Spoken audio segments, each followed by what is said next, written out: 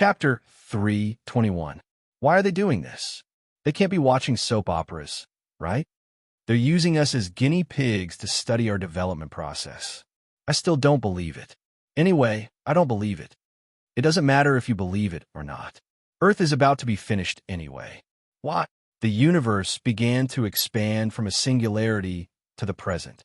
When it expands to a certain extent, the universe will begin to shrink. Time will begin to flow backward, returning to the beginning of the universe and becoming a singularity again. Then it will explode again. This is an infinite cycle. This is the universe model they built, and the next contraction is not far away. If they built this universe model to study our development process, then why do they want to shrink the universe now that Earth has developed humans and a perfect scientific system? The beautiful girl paused for a moment and said slowly, word by word, because the people of Earth are about to discover this matter. The people of Earth accidentally discovered gravitational waves, and gravitational waves carry a lot of information. Gravitational waves are eternal. So sooner or later, the people of Earth will capture a gravitational wave that records everything they did for Earth back then. Once the people of Earth discover this matter, there will be no meaning for them to be studied. Therefore, when that day comes, the universe will shrink and the reincarnation will begin again. Reynolds did not know what to say. This news was too shocking and difficult to digest. The beautiful girl looked at Reynolds's blank face, as if he still did not believe it, and said, "Have you ever seen people from the future come back through time?" Reynolds came back to his senses. No, that's right, because the civilization of Earth never had time to develop to the stage of developing a space-time machine. It was restored because of the universe's contraction, so you can't see people from the future. Reynolds did not speak for a long time. But how do you know all this? The beautiful girl chuckled and let out a strange laughter that was very ear-piercing. Any program has bugs and viruses, and a universe model is no exception. Right now, I am its virus. Reynolds was shocked and puzzled. Then, why are you telling me? The universe has been reincarnated countless times. Humans have come from nothing countless times, from something to prosperity, and then from prosperity to decline countless times. Humans have been played by them countless times. I want to know all of this, but my life is almost over. So you found me? Stop the humans from continuing to explore gravitational waves. Let the humans study the space-time machine, travel to the day they come to Earth, kill them, destroy their connection with this universe, and end all of this. I'm tired. Please help me. The beautiful girl gave Reynolds a slip of paper and rushed out of the door. Reynolds was shocked and hurriedly followed her out. He saw the beautiful girl jump off the cliff and turn around to look at him with a smile. No, the beautiful girl committed suicide. Reynolds looked down at the note. It was written, "Accept your fate, Reynolds. You can't escape. I chose many people and chose you. This is fate." At this point, Reynolds stopped. The story seemed to have ended. I lowered my head, not knowing what to say. After a while, Reynolds asked me, "Do you believe it?" "I don't believe it. I think it's too ridiculous." "I think so too. What do you think I should do?" "I'll listen to you." Renaud looked up at me with hopeful eyes, making me feel as if I was in charge of the fate of the entire human race. "Have a good rest and forget about this matter. It's just the nonsense of a religious fanatic." "I don't think so either." I said goodbye to Reynolds and left. It had just rained outside, and the air was fresh. There was a zoo near Reynolds' house. I watched the zoo staff renovating the old facility. I took out my phone and dialed a number. "I'm Arthur. Virus number 7 has been corrected. No need to remove it." In the house, Reynolds looked at my back as I left. He took out the piece of paper that the beautiful girl gave him from the drawer. He flipped to the back again. It said, "Other than that, be careful of Arthur. Be careful of anyone around you." Reynolds smiled and tore the paper. He turned to look out the window. The sky was clear. It was time to wake up from the dream. Reynolds had a dream. He dreamed that he had obtained immortality. In the dream, he returned to his own world. There was no Lin Ling, no Jiao Chan, no Natonas, and no this fantasy world. He was still the same student doing nothing every day. Although he didn't like it in that world, he didn't reject it either. Then, he met a girl with 2 ponytails on the top of the mountain. He also had a friend called Arthur. But why would the name of a hero appear in his own world? Then, the only possibility was that that world was fake and didn't exist. But which of these worlds was the true body? Which one was the real one? Reynolds, wake up! Elena's voice came to his ears. Reynolds opened his eyes in a daze. Elena saw and said, "You fainted. The reason is unknown. Maybe your weak body couldn't withstand the unique aura in the forest." Reynolds nodded and looked around. The 2 of them were still in the perpetual night forest. The Holy Spirit stones around them shone brightly, making Reynolds dizzy. "Elena, I just had a dream," Reynolds said hesitantly. He was considering if he should tell her the scene in his dream, but he didn't know where to start. "You dreamed of your own country, right? How did you know?" Reynolds was surprised. Elena looked at Reynolds as if she was looking at an idiot. She said, "That's not important. Thanks to you, I successfully lost that group of elves." Reynolds smiled apologetically. He said, "I'm fine. Let's continue." The 2 of them were about to continue when they heard a faint sound in the distance. Elena frowned. She said, "There's someone on the other side of the forest. The aura doesn't seem to be elves. It doesn't have the unique aura of elves." Reynolds' heart jumped. He said, "Let's go take a look. It might be those elven traffickers again." Eileen nodded her head. She concealed their auras and rushed over quickly. After a while, the 2 of them came to the place where the sound came from. The terrain gradually became steeper. They were about to enter the depths of the forest. "Be careful. If I remember correctly, this should be the Elven River. The terrain is rugged and there are many streams and undercurrents. Although the water level is very low, there are many unique creatures in the Elven country. It's very dangerous for people like you," Elena warned Reynolds. Reynolds heard her words and rolled his eyes. He carefully observed the surroundings. This place was indeed incomparably dangerous. The uneven road actually had hidden undercurrents of varying depths. Reynolds carelessly stepped into one and immediately felt a bone-piercing chill. Chapter 322. Be careful. The water in the forest contains the cold air of the elves and even the poison of the marsh gas. However, you have purification, so you should be fine," Elena said. Renaud nodded and did not say anything else. The 2 of them walked towards a voice. "Boss, the recent harvest is really good, especially the elf we caught a few days ago. She's so beautiful." The speaker was a tall and sturdy man with a complacent expression. The man called Boss had a ponytail. When he heard the burly man's words, he smiled softly and said, "It's all thanks to you bastards' lies that we have so many goods, ha." The burly man was not angry at all when he called the burly man a bastard. Instead, he felt that it was a great honor. He asked, "Boss, didn't we already get enough goods? What's the purpose of coming to the forest today? Let's go quickly. We'll be discovered by the patrolling elves." The boss's expression was a little gloomy. He touched his ponytail and said, "A few days ago, there was an idiot who actually cut off the wings of an elf without permission." The burly man suddenly understood and said, "So it was that idiot Victor who did it. Boss, is that elf very important?" "Yes, the rich and powerful nowadays don't like broken things." "Hell, what a bunch of fat pigs." The boss's expression was cold and seemed to be very dissatisfied. Seeing this, the burly man did not dare to say anything. "Go and find the wings for me. Or catch a few more elves for me." Renaud and Elena were eavesdropping at the side. They signaled with their eyes and confirmed that the 2 of them were the elven traffickers. Reynolds was even angrier when he heard that. It seemed that what the elf said was true. So cruel. Seeing that the 2 of them were about to move, Elena stood up. Renaud asked, "Why? Can't you wait any more?" "My kind friend." Elena sneered and said, "My purpose is only to find my soul." Renaud chuckled and followed. Elena and Renaud both hid their auras and quickly followed the 2 of them. They were less than 10 meters behind. The 2 elven traffickers did not notice anything. "Boss, let's wait at the periphery of the forest. If we go any further, it will be troublesome if we encounter a powerful male elf." The boss sneered and said, "The most dangerous place is the safest place."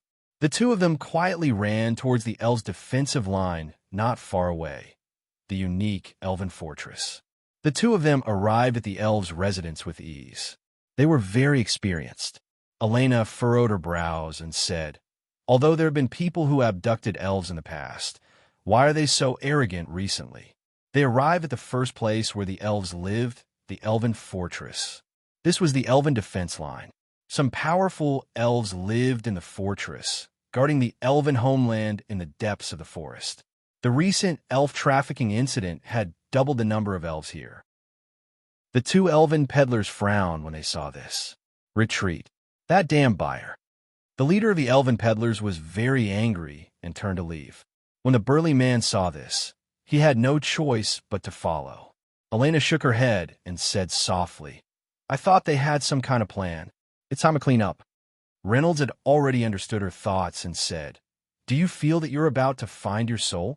"Huh, I do have this feeling." Soon, the four of them walked out of the perpetual night forest and saw the sun again. Reynolds was dazzled by the sudden sunlight and didn't react. Elena rushed towards the two elven peddlers. "Who are you?" The leader was so shocked that his ponytail stood up for a moment. The woman in front of him was too ghostly. He didn't even notice her. Elena looked at the two of them and didn't say anything.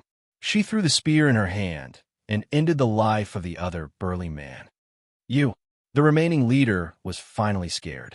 He quickly took out a handful of pink dust and threw it at Elena. Then he turned around and wanted to run. However, before he could run a few steps, he felt a pain in his leg and fell to the ground. He turned around in horror and found that Elena was unharmed. The tip of her spear was still shining with golden light. Then he looked at his leg. There was a huge bloody hole, and blood was flowing out of it. "Where did you hide the elves?" Elena was expressionless. She looked coldly at the screaming elven peddler on the ground. At this moment, Reynolds rushed over. He admired Elena's swift and decisive way of doing things. After spending many days with Elena, Reynolds had gradually gotten used to her actions. At first, he couldn't accept it, but later, he was influenced by her. Whether it was suddenly killing someone or doing things her own way, to Reynolds, she was full of an inexplicable, domineering aura. After all, only the strong had the right to be arrogant. The elven peddler was covered in cold sweat. He covered the hole on his leg with his hand and said stubbornly, "Who are you?" He was shocked and angry. He looked at the beautiful woman in front of him who was exuding a domineering aura. He felt like he had seen her somewhere before. "Are you the reinforcements the elves invited?" His face was pale. Blood kept flowing out of his leg. He couldn't stop it. The elf had strict rules. Ordinary elves weren't qualified to leave the perpetual night forest. Unless they encountered a major invasion, they wouldn't take a step out of the forest. This was one of the reasons why elven peddlers like him were so confident. After hearing his question, a trace of displeasure flashed in Elena's beautiful eyes. She didn't say anything. She waved her spear and chopped off the right leg of the peddler in front of her. "Ah!" With a blood-curdling scream, the elf trafficker whose right leg had been chopped off immediately blacked out and fainted. Elena said, "I'm the one asking you a question." "Who gave you the right to question me?" Reynolds saw this and quickly ran over. He looked at the pitiful state of the peddler and said to Elena, "He fainted." "I know." Elena walked over and used her spear to cut open the peddler's clothes. She took out a piece of dark yellow paper. "Volcano Auction House." This piece of paper looked like an invitation card, and these words were written on it with golden powder. "What, Elena, do you know?" Elena snorted. She looked at the invitation and put it away.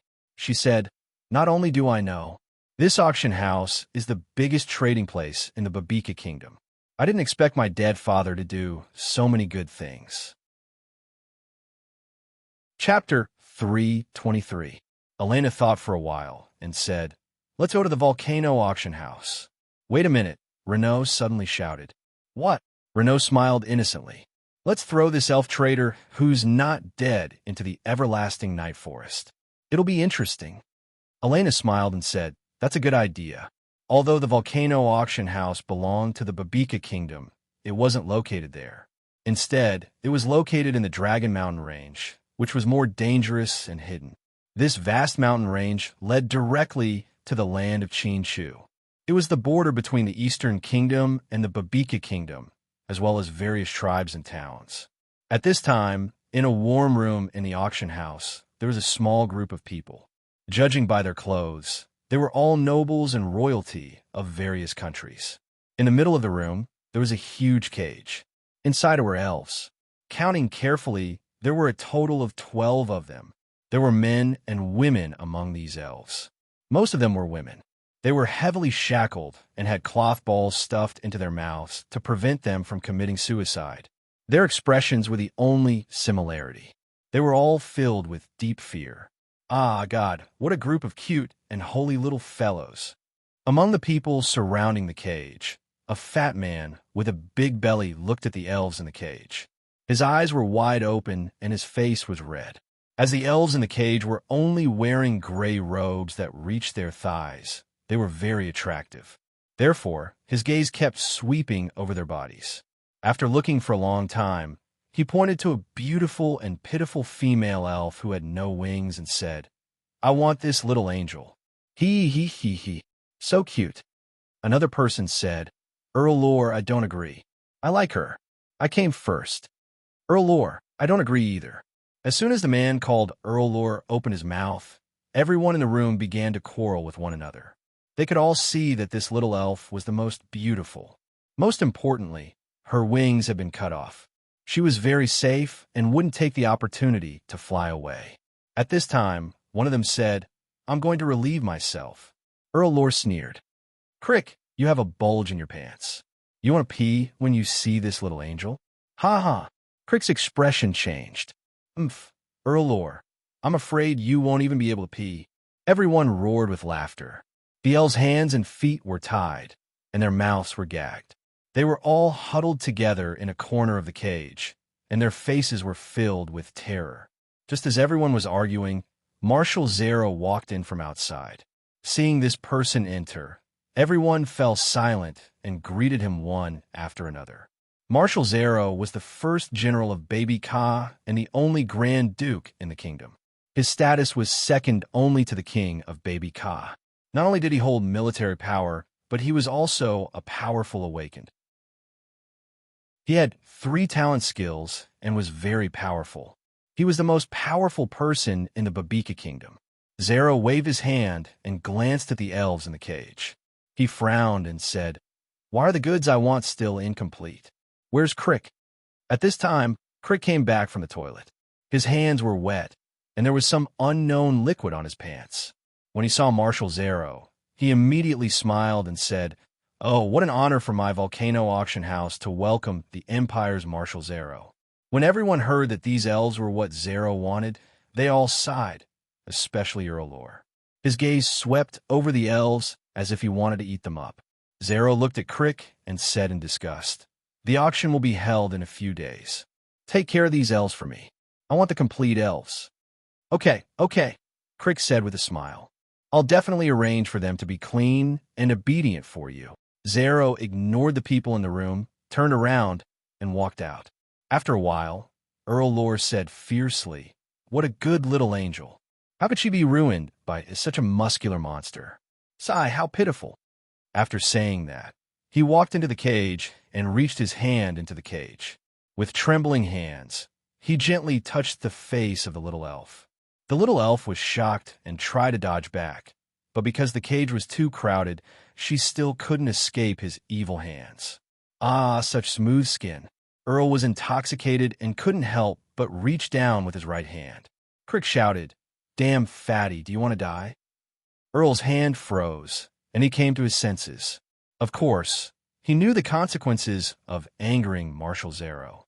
At this time, he reluctantly returned to his seat. The Dragon Mountain Range was vast and was an important military area. It was also an extremely developed economic mountain. Thanks to the existence of the volcano auction house, it was equivalent to a central point. The rich and powerful of the surrounding countries, tribes, and towns would all come here to participate in the monthly auction. This also led to the development of the surrounding industries, such as tea houses, taverns, lodging, and adventurers leading people to the mountains to hunt, explore, and search for valuable things. Renault sat in a tavern, waiting for Elena to come back. This tavern was halfway up the Dragon Mountain range. There were many guests and business was good. They were all adventurers from afar. Most of them were men, but there were also women, but there were many male companions. In this kind of place, it was very dangerous for a woman to be alone. Why isn't she back yet? Renault drank and searched for the people around him. He touched his trouser pocket and found that his phone was still there. Renault was bored, so he took it out and tried to turn on the power. He hadn't turned it on for a long time. He didn't know if there was still power left.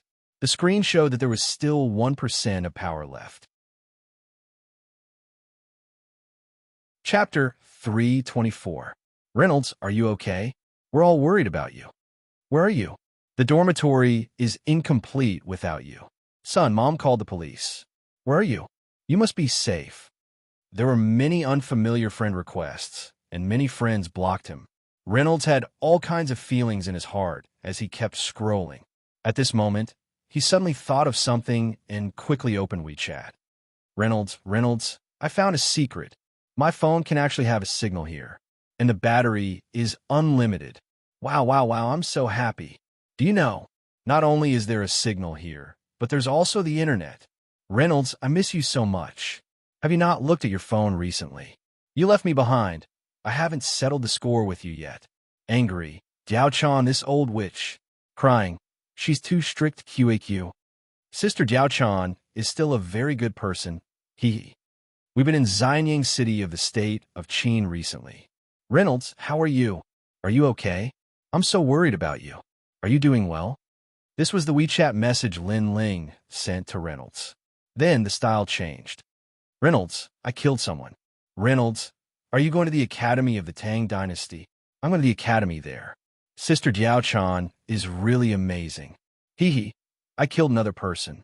It was Sister Diao-chan who killed him with me. The message stopped a few days ago. After that, Lin Ling did not send any more messages to Reynolds. Reynolds' heart was filled with thoughts as he read. His hands were even trembling. He spent a lot of effort to reply to his mother. When he clicked send, a red exclamation mark suddenly appeared. In other words, the message was not sent. Reynolds was shocked. He edited it again and sent it again. It was still an exclamation mark. Reynolds' excited mood gradually calmed down. He tried to send a message to everyone, but it did not go out. Finally, Reynolds thought for a moment and sent a message to Lin Ling. Lin Ling, I'm Reynolds. I'll also go to the Tang Dynasty Academy. Wait for me. I miss you very much. He clicked send. Send successful. As expected, only people in this world would receive the message. In other words, they could only use their phones to interact with people in this world. As for the rest, they could only take a look and not comment on it. In that case, the game could no longer be played. Reynolds saw that Lin Ling didn't reply to him, so he put his phone in his pocket. Elena had gone to settle her unicorn down, but it had been almost 2 hours, and she still hadn't returned.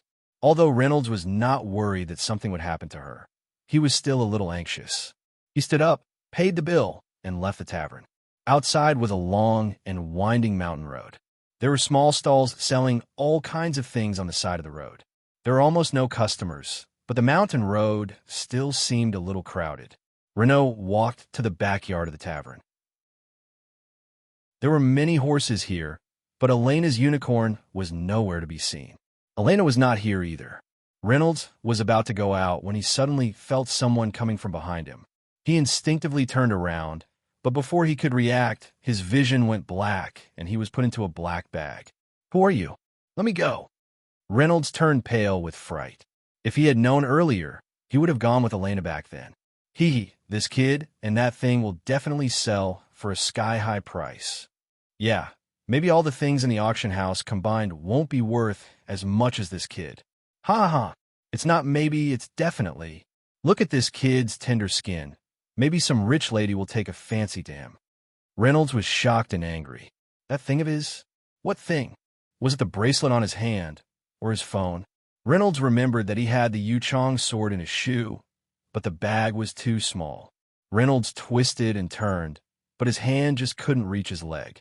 Moreover, the bag seemed to have an unbearable stench. When he smelled it carefully, he could even smell the stench of blood.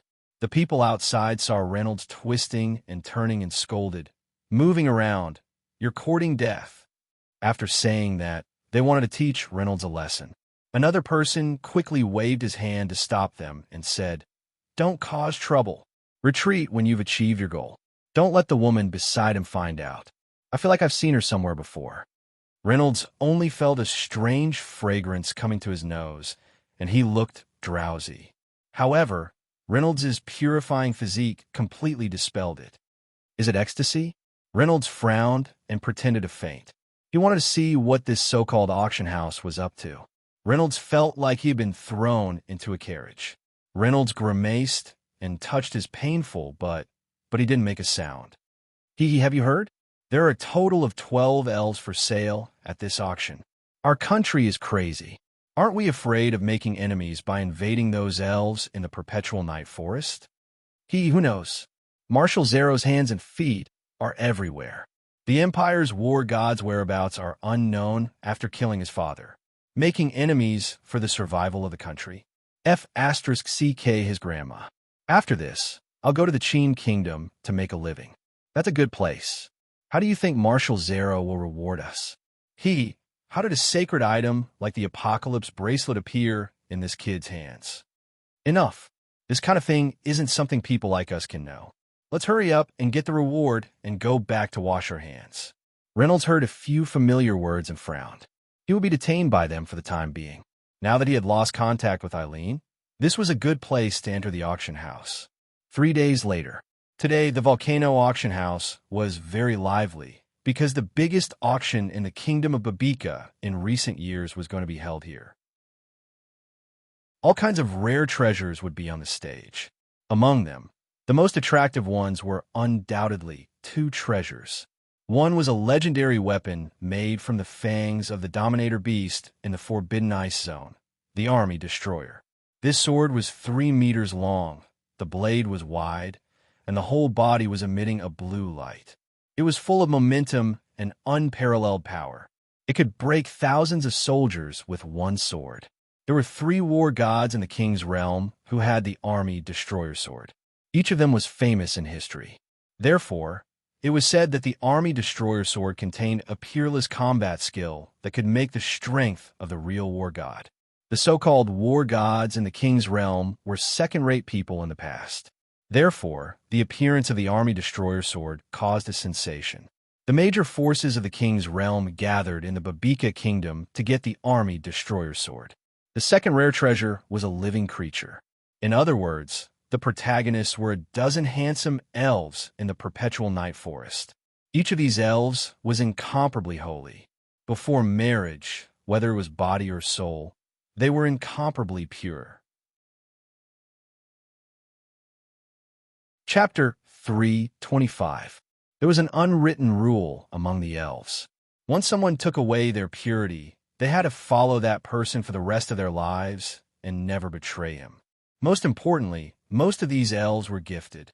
If they were cultivated well, they could be used for various purposes, such as assassination and undercover. There were many forces that came for these elves, but they were much fewer than the Army Destroyer. After all, the Army Destroyer could be seen clearly and touched clearly. These elves were indeed kidnapped. Whether in mind or soul, they were extremely difficult to tame. Some of them even bit their tongues to commit suicide as soon as they were brought home.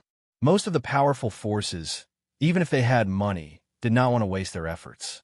However, these were not the most important things. The most important thing was that the auction house revealed that the final product was not the Army Destroyer or the elves, but a very mysterious thing. This also attracted a lot of people to come to the auction. The auction house was vast and could accommodate 20,000 people.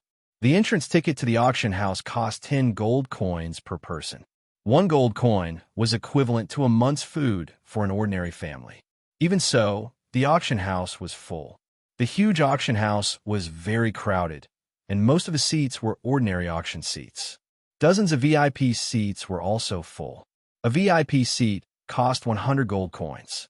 The auction house was full of people. At this time, 2 rows of fully armed guards ran out of the Volcano auction house and stood on both sides of the door of the auction house. A group of people rushed out from inside. The leader was a middle-aged man with an extraordinary temperament. This man was Crick. He was the manager of the volcano auction house. Welcome, Marshal Zero of the Babieka Empire. At this time, there was a voice outside. The arrogance of the auction house was reduced by half in an instant. They all looked at the strongest man of the Babieka Empire. The king of Babieka has died. Who is in power now? I don't know. It is said that it is Elena, the god of war of Babieka. Nonsense. Elena has been missing for more than half a month. I think it is Zero who is in power. Don't talk about the politics of other countries. Why should we talk about it? Let's wait and see what the final product is. Crick saw this and quickly ran over to welcome Zero to the VIP seats. General Bai Chi of the Qin Kingdom. Instantly, the people in the auction house were in an uproar again. Am I seeing things? The god of massacre from the Qin state is here? My god, what is he doing here? I'm afraid he's determined to get the army destroyer sword. Yes, the Qin state has been fighting with the invaders of Babika recently. If they come at this time, they will definitely set off a bloody storm. Ha ha ha, I like it. Bai Chi slowly walked in. He was wearing a blue armor. The armor covered his entire body, leaving only his 2 eyes exposed. With a huge scythe on his back, he looked incomparably majestic and unstoppable. There were more than a dozen fierce-looking soldiers in silver armor following behind him. Crick, who hurried to greet them, walked into the VIP seats. Bai Chi walked into the VIP seating area and looked around. There were pillars carved from agarwood and luxurious animal skin carpets that were incomparably soft. Bai Chi waved his hand and had the others leave, leaving only one of the bodyguard behind. What are your orders, General? Bai Chi was deep in thought as he looked at the large group of people outside and said, This time, we must obtain the army destroyer sword. Do you know what to do? Yes. After that, only Bai Chi was left in the VIP seats. At the same time, at the back of the auction house in the warehouse of goods, an interesting thing was happening. Reynolds, are we really going to escape? It was the elf whose wings had been chopped off. She was Night Spirit's sister, Yihan. Yihan looked at Reynolds with a worried face and said, We have never been out of the perpetual night forest. We don't know the route. Even if we go out, we can't go back. Reynolds smiled and said, Today is the day of the auction. You and I will definitely be in the last batch to be auctioned. The rest of the goods here have been transported to the auction house. Now is the best time to leave. With that, Reynolds waved the Yuchong sword in his hand. A cold light flashed, and there was not even a spark. The railings of the huge iron cage where the elves were locked were cut off by Reynolds. Reynolds had been here for 3 days and knew the situation of the auction house. At this time, the auction house was at its most relaxed. Everyone was looking after the goods that were transported. Even if there were people guarding here, he could escape with his heavenly thunder of punishment. Reynolds walked out of the door and looked around. They were in a big tent. Not far away was the volcano auction house. Reynolds' heart skipped a beat. He led the elves and quickly walked out of the tent. I know the route. This is the peak of the dragon-shaped mountain range. You just need to follow the path down the mountain and walk north for a few days. You will reach the perpetual night forest. Don't you know how to fly? No one noticed that inside the tent, there was a pair of sinister eyes looking at them. On the other side, the auction officially began after the manager of the volcano auction house, Crick, gave a passionate speech. The host of the auction was Earl Lore of the Empire. From this, one could see how high the standard of this auction house was. The first auction item, 2 gold-rank skill scrolls. The starting price is 100,000 gold coins. Earl Lore usually spoke in a vulgar manner, but now he was unusually serious. The gold-tier skill scrolls that were usually very popular didn't attract many people's interest today. After all, the 2 skill scrolls didn't contain any powerful skills. One was Pufferfish Bomb, and the other was Barbaric Charge. Both of these were skills that some martial artists could easily cultivate.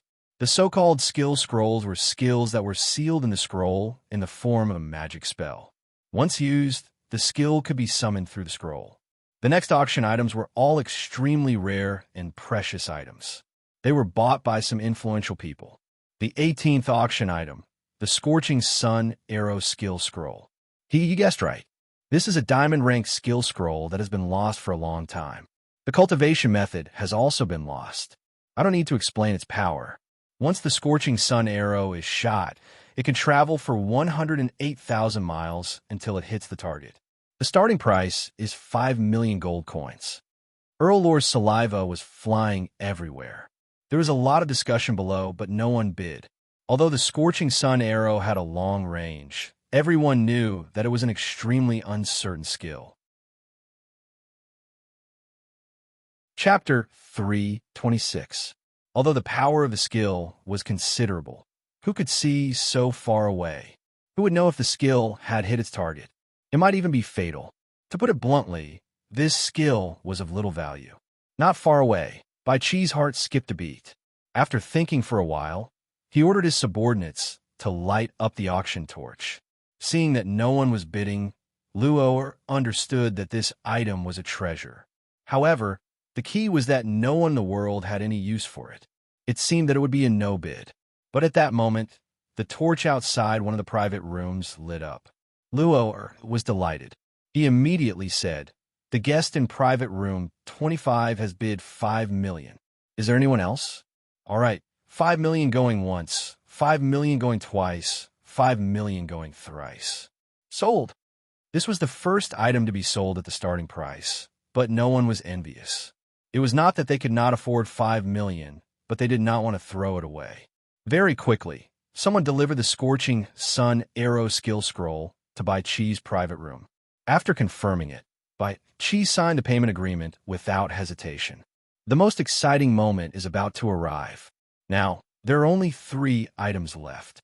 I believe that many of you are here for them. All right, let's not waste any more time. Please bring up the first divine artifact, the Army Destroyer Sword. Luo wanted to say more to liven up the atmosphere, but seeing that many people below were already impatient, he went straight to the point. The Army Destroyer Sword wasn't brought to the auction stage by a young girl like before. Instead, it was brought to the auction stage by 4 muscular men who were carrying a black jade tray covered in gold and jade. 2 witches stood on either side of the tray as guards, and the profession rank badges on their chests were extremely eye-catching. The moment it appeared, the whole place fell silent. Everyone's eyes were fixed on the black jade tray, the world-famous Destroyer Sword. The starting price is 100 million gold coins. Each bid must not be lower than 5 million gold coins, 200 million. Before Luo could finish speaking, someone below could not wait to bid. Marshal Zero looked at the bidder from the private room and said, "It's someone from the Heavenly Eagle Empire's Yuchan family. A second-rate family actually wants this godly weapon." Marshal, should we bid?" A soldier standing next to him asked. "We're here for the Apocalypse Bracelet. Although this weapon is precious, we shouldn't bite off more than we can chew. Let's focus on the Apocalypse Bracelet and leave this weapon to someone else." Zero said.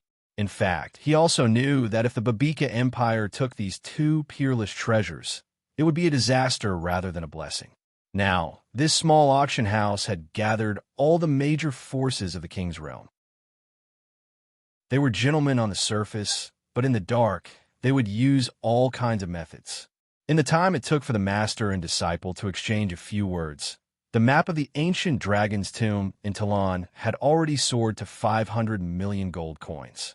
The bidders included the Heavenly Wolf Empire, the Azure Dragon Empire, the Golden Eagle Empire, and the various sects of the United Kingdom.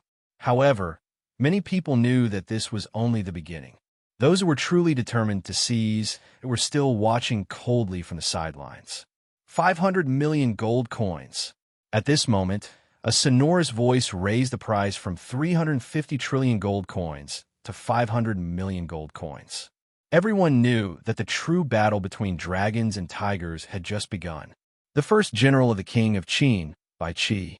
Seeing that it was him, Marshal Zero's face changed slightly, and he was thinking about things with uncertainty. 600 million gold coins. After thinking for a few seconds, he also shouted. At present, the Babika Empire was wantonly expanding its territory in the king's realm, and the first big obstacle was the Qin state. 1 billion. Bai Chi was unmoved and continued to bid. As soon as this voice came out, the whole auction house was boiling. My God, 1 billion. Can you buy a few small countries? As expected of the Qin state, Marshal Zero clenched his fists, and a murderous glint flashed across his eyes. He shut his mouth and did not bid again. This price had already exceeded his expectations. He was not alone. He had a huge country behind him. How would he be able to maintain the country's capital flow if he threw in so much money at once? The most important thing was the Apocalypse bracelet and the elves, which were what he needed most. 1 billion going once, 1 billion going twice, 1 billion going thrice sold. Luo Air's voice was trembling. 1 billion was a new record that hadn't been broken in the past few decades. After resting for a while, Luo Er went back to the auction stage. This time, his expression was changed to his usual wretched expression. He said, "Next, let's relax. This time, the item is from the Eternal Night Forest." Before he finished speaking, a person quickly ran in from outside, jumped on the stage, and whispered in Luo Er's ear. Luo Er listened, and then his face changed greatly. The people below the stage looked and shouted, "Where's the elves? Where's the elves? Where's my elves?" Even Zero looked at Luo Er strangely. Luo Er's face was gloomy. He took a deep breath and said, "The last auction item is a divine artifact from the sacred realm of another continent, the Apocalypse bracelet." This time, the people in the auction house were not excited. Instead, they were shocked. The huge auction house was silent. Luo Er was very satisfied with this reaction. He smiled sinisterly and said, "Bring it in." After that, 2 big men drove Reynolds and brought him to the auction stage. After a moment of silence, everyone in the auction house exploded in an instant. Apocalypse bracelet? Did I hear wrongly? Luo Er, you damn fatty, don't lie to us. In the private room, Zero saw the crowd's reaction and laughed loudly. These ants dared to question the authenticity of the Apocalypse bracelet. "Marshal, who is that person? Didn't you say that the Apocalypse bracelet has a powerful demonic power on it?" Zero did not care and said, "It's not important who that person is. At most, we'll buy that person as well." On the other side of the private room, Bai Chi was sitting in the center. He frowned as if he was interested in the Apocalypse bracelet. However, his attention was completely focused on the Army Destroyer sword in front of him. The Army Destroyer sword exuded an oppressive aura, and the tip of the sword was buzzing, as if it was examining its new owner. Good sword, good sword." Bai Chi picked up the sword, looked at it for a moment, and immediately praised. Reynolds looked at his surroundings with a gloomy expression. The strange emotions in his heart were overwhelming. I miscalculated. I should have known that there would be other people in the tent. Fortunately, those elves could fly, and under his guidance, they had already flown away. In a few days, they would fly back to Evernight Forest. Chapter 327. Hee, a group of otherworldly guys. Don't get caught again. At this moment, the voices in the auction house gradually died down. Seeing this, Lore waved his hand, signaling the people to be quiet. Then, the starting price for this supreme treasure passed down from the distant sanctuary is 800 million gold coins. The volcano auction house was located halfway up the dragon-shaped mountain range. It was remote but prosperous. As for why it was called the volcano auction house, it was because the dragon-shaped mountain range was a famous active volcano. Every time it erupted, it would more or less spew out the rare minerals and even some rare treasures from the bottom of the volcano. There were also many adventurers and scavengers. Every time the eruption ended, they would swarm over like insects and scavenge for scraps. There haven't been any treasures recently. A young man sighed and looked at the scavengers on the mountain. This young man was dressed in black. His hair was red, and his 2 pointy ears were very eye-catching. The most eye-catching thing was that he had a long and thin whip on his waist. His companion looked at him and said, "Don't worry about it. Xian, Su, even if there were any treasures, they would have been taken by the volcano auction house." This man was wearing a tight yellow windbreaker and long boots. Like the red-haired man, he had two conspicuous ears. On his back, he carried a large and precise flintlock. Hearing this, the people around them hurriedly asked them to be quiet. "Hey, you don't look like you're from here. Let me tell you, there are not only scavengers around, but also Baba Yaga's lackeys and assassins. Even if you find any treasures, they will take them away. So don't count on it." Xiansu is not convinced. Dragon-shaped mountain range is so far from the Baba Yaga kingdom. How can the assassins take care of us? One of the scavengers who looked older said, "Young man, you don't know what happened in our country recently. The assassins are the direct subordinates of Baba Yaga's first commander, Zero. Not to mention worthless scavengers like us, even the small countries and tribes around Baba Yaga. For example, the small country with rich resources, the country of black sand, is still a country no matter how small it is. But so what? Weren't they all killed by the assassins and massacred in the city? Not a single person was left alive." Xiansu said in surprise, "There's such a thing?" Xiansu wanted to ask more questions, but he was stopped by his brother. "Xiansu, let's go." Big brother Shui, Xiansu, who was dragged away, was very dissatisfied. As he walked, he complained, "I still want to go to that famous volcano auction house to take a look." Bailey Shoyu's expression didn't change as he slowly said, "Let's go quickly. Don't make Big Brother Kai wait too long." Although Xiansu was very unwilling, he listened to his elder brother very much. Just like that, the two of them quickly descended from the crater. "Let's go. It seems like we won't be able to get anything good today." A burly man called out to the others, "After we go down the mountain, let's go to the nearby Black Town and enjoy ourselves for a few days." Ha ha ha. Hearing the burly man's words, the surrounding people couldn't help but laugh excitedly. Just as everyone was packing their bags and preparing to go down the mountain, the ground suddenly shook slightly. "Wait, did you guys feel the earthquake just now?" One of them asked. His expression was somewhat panicked. Hearing this, everyone was stunned. Then, they said, "How was that possible? Could it be someone's skill?" This person was still worried. He looked around and hurriedly said, "Look, they felt it too." Everyone looked around and found that the scavengers at the top of the dragon-shaped mountain range were all looking at the crater not far away with a frightened expression. Everyone held their breaths and quietly looked at the crater. No one dared to move. Rumble, rumble, rumble, rumble. Gradually, a deafening sound came from underground. This sound became more and more intense and loud. The ground also began to tremble slightly. Crack, crack. The ground suddenly cracked under some people's feet. Crack, crack. It spread all the way to the crater. The sound suddenly disappeared. Everyone stared blankly at the crater and was about to relax. But in the next moment, a dazzling pillar of lava shot up into the sky. Boom! Everyone was thrown into disarray by this sudden tremor. Then, this pillar of lava that was at least 10 meters in diameter began to burst rapidly and burst. In an instant, the sky turned red. Black smoke billowed, mixed with lava rocks that filled the sky and attacked the ground like sand. Only then did everyone react. The volcano is erupting. Run! Ah! Help! Help! It hurts, it hurts! Ah, it's so hot! Cough, cough! Ah! It hurts! The fatal meteor volcano was like hell.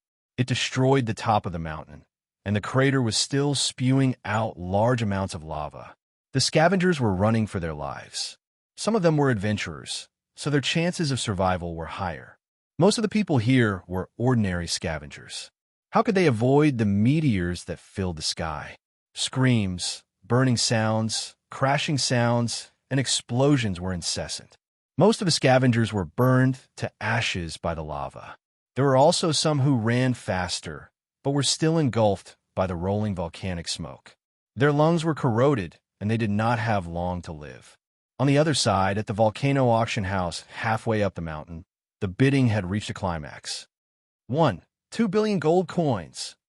3 billion gold coins. 5 billion.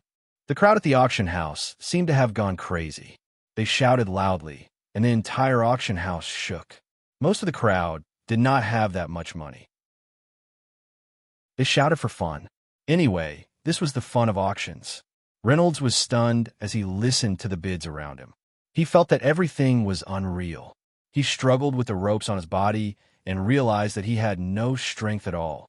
Earl Lore's face was red, and he shouted with his bell-like voice, "Silence! Silence! Marshal Zero of the Babika Kingdom bids 2 billion gold coins." With this, the auction house finally quieted down.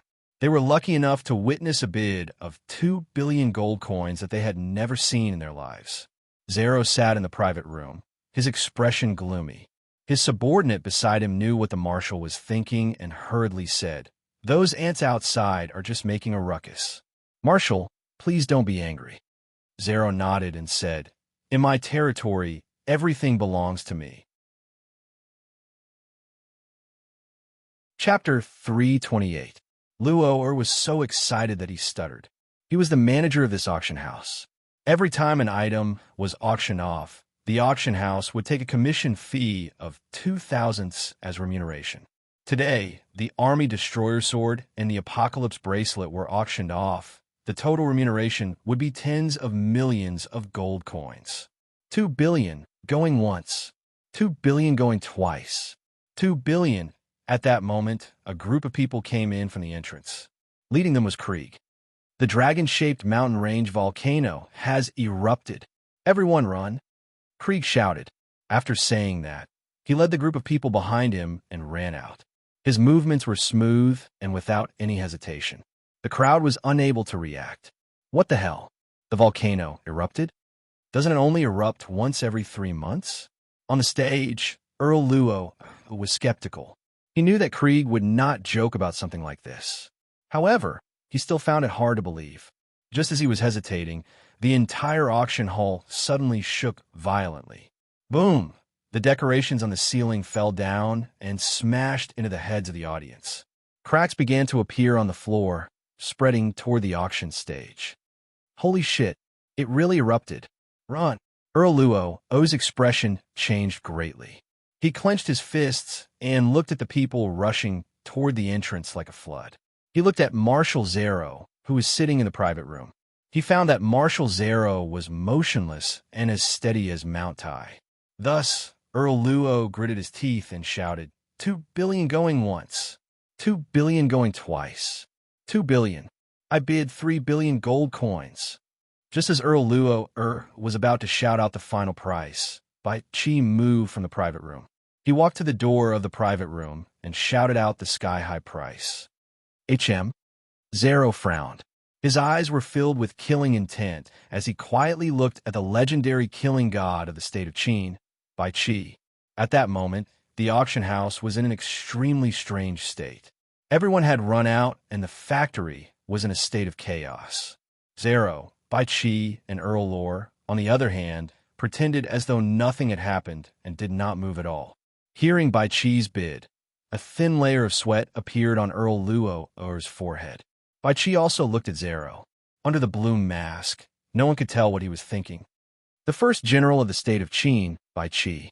Zero looked at Bai Chi and said, General Bai did not stay in the state of Qin and came to my territory.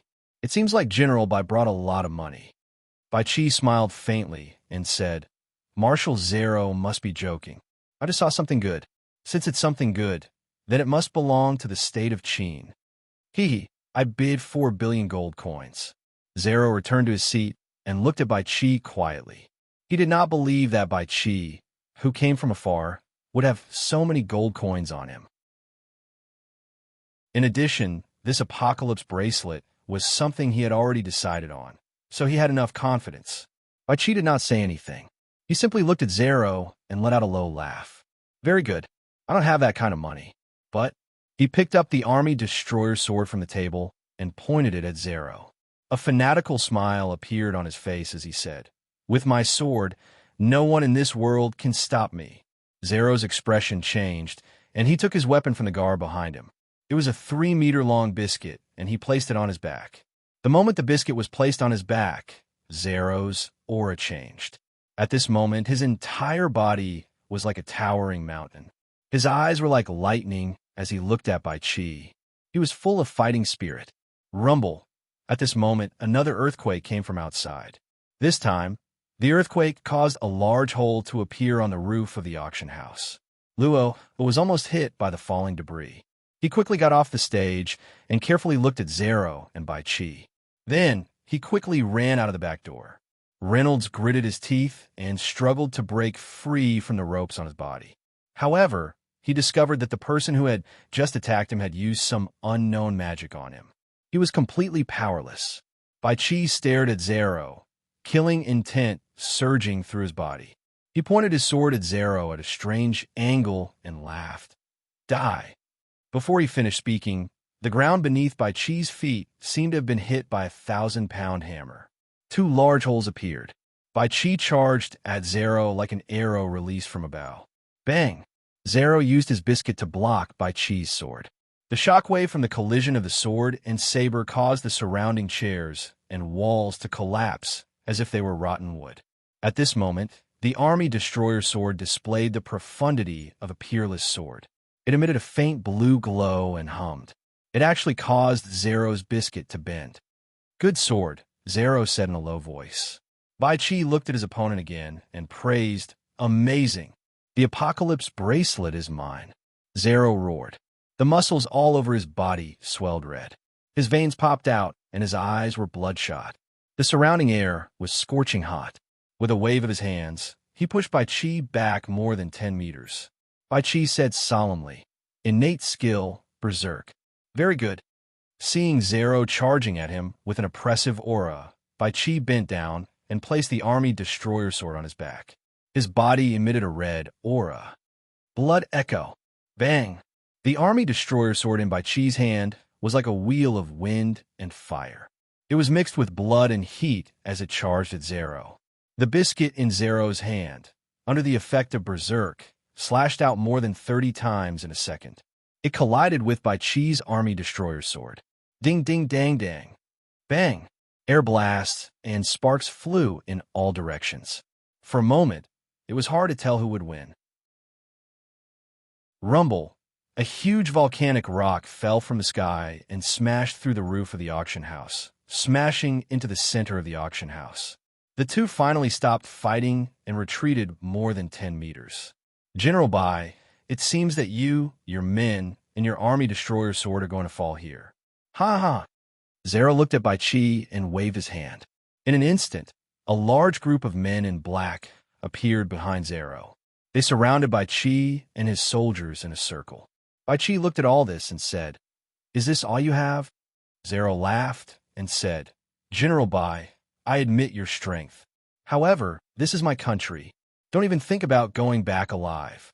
Ha ha ha. I can kill the first general of the Qin state here and get the apocalypse bracelet and the army destroyer sword.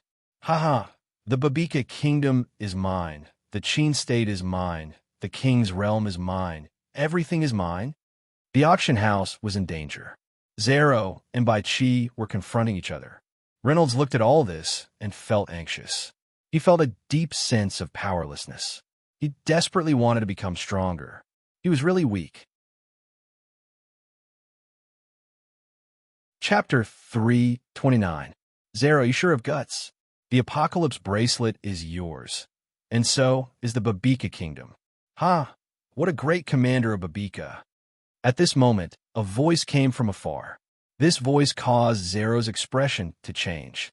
To Reynolds, this voice was like a life-saving straw. The newcomer was Elena. Her upper body was clad in dark blue armor with white fur on both shoulders. Her lower body was clad in an extremely short light blue skirt with tassels. A pair of dark blue armor boots perfectly wrapped around Elena's voluptuous and slender legs. Her right hand held her spear, Holy Radiance. Her left hand held a shield that flickered with a faint blue light. It was domineering and exquisite. Elena looked at the shocking auction hall with a relaxed expression. Her beautiful face showed no signs of retreat. But this time, she was wearing a crown with a blue gem on her forehead. Elena. Reynolds looked at her with a complicated feeling in his heart. Zero stared at Elena and said in a deep voice, "Elena, you are actually still alive." Elena slowly walked forward and laughed softly. "My dear Uncle Zero is still alive.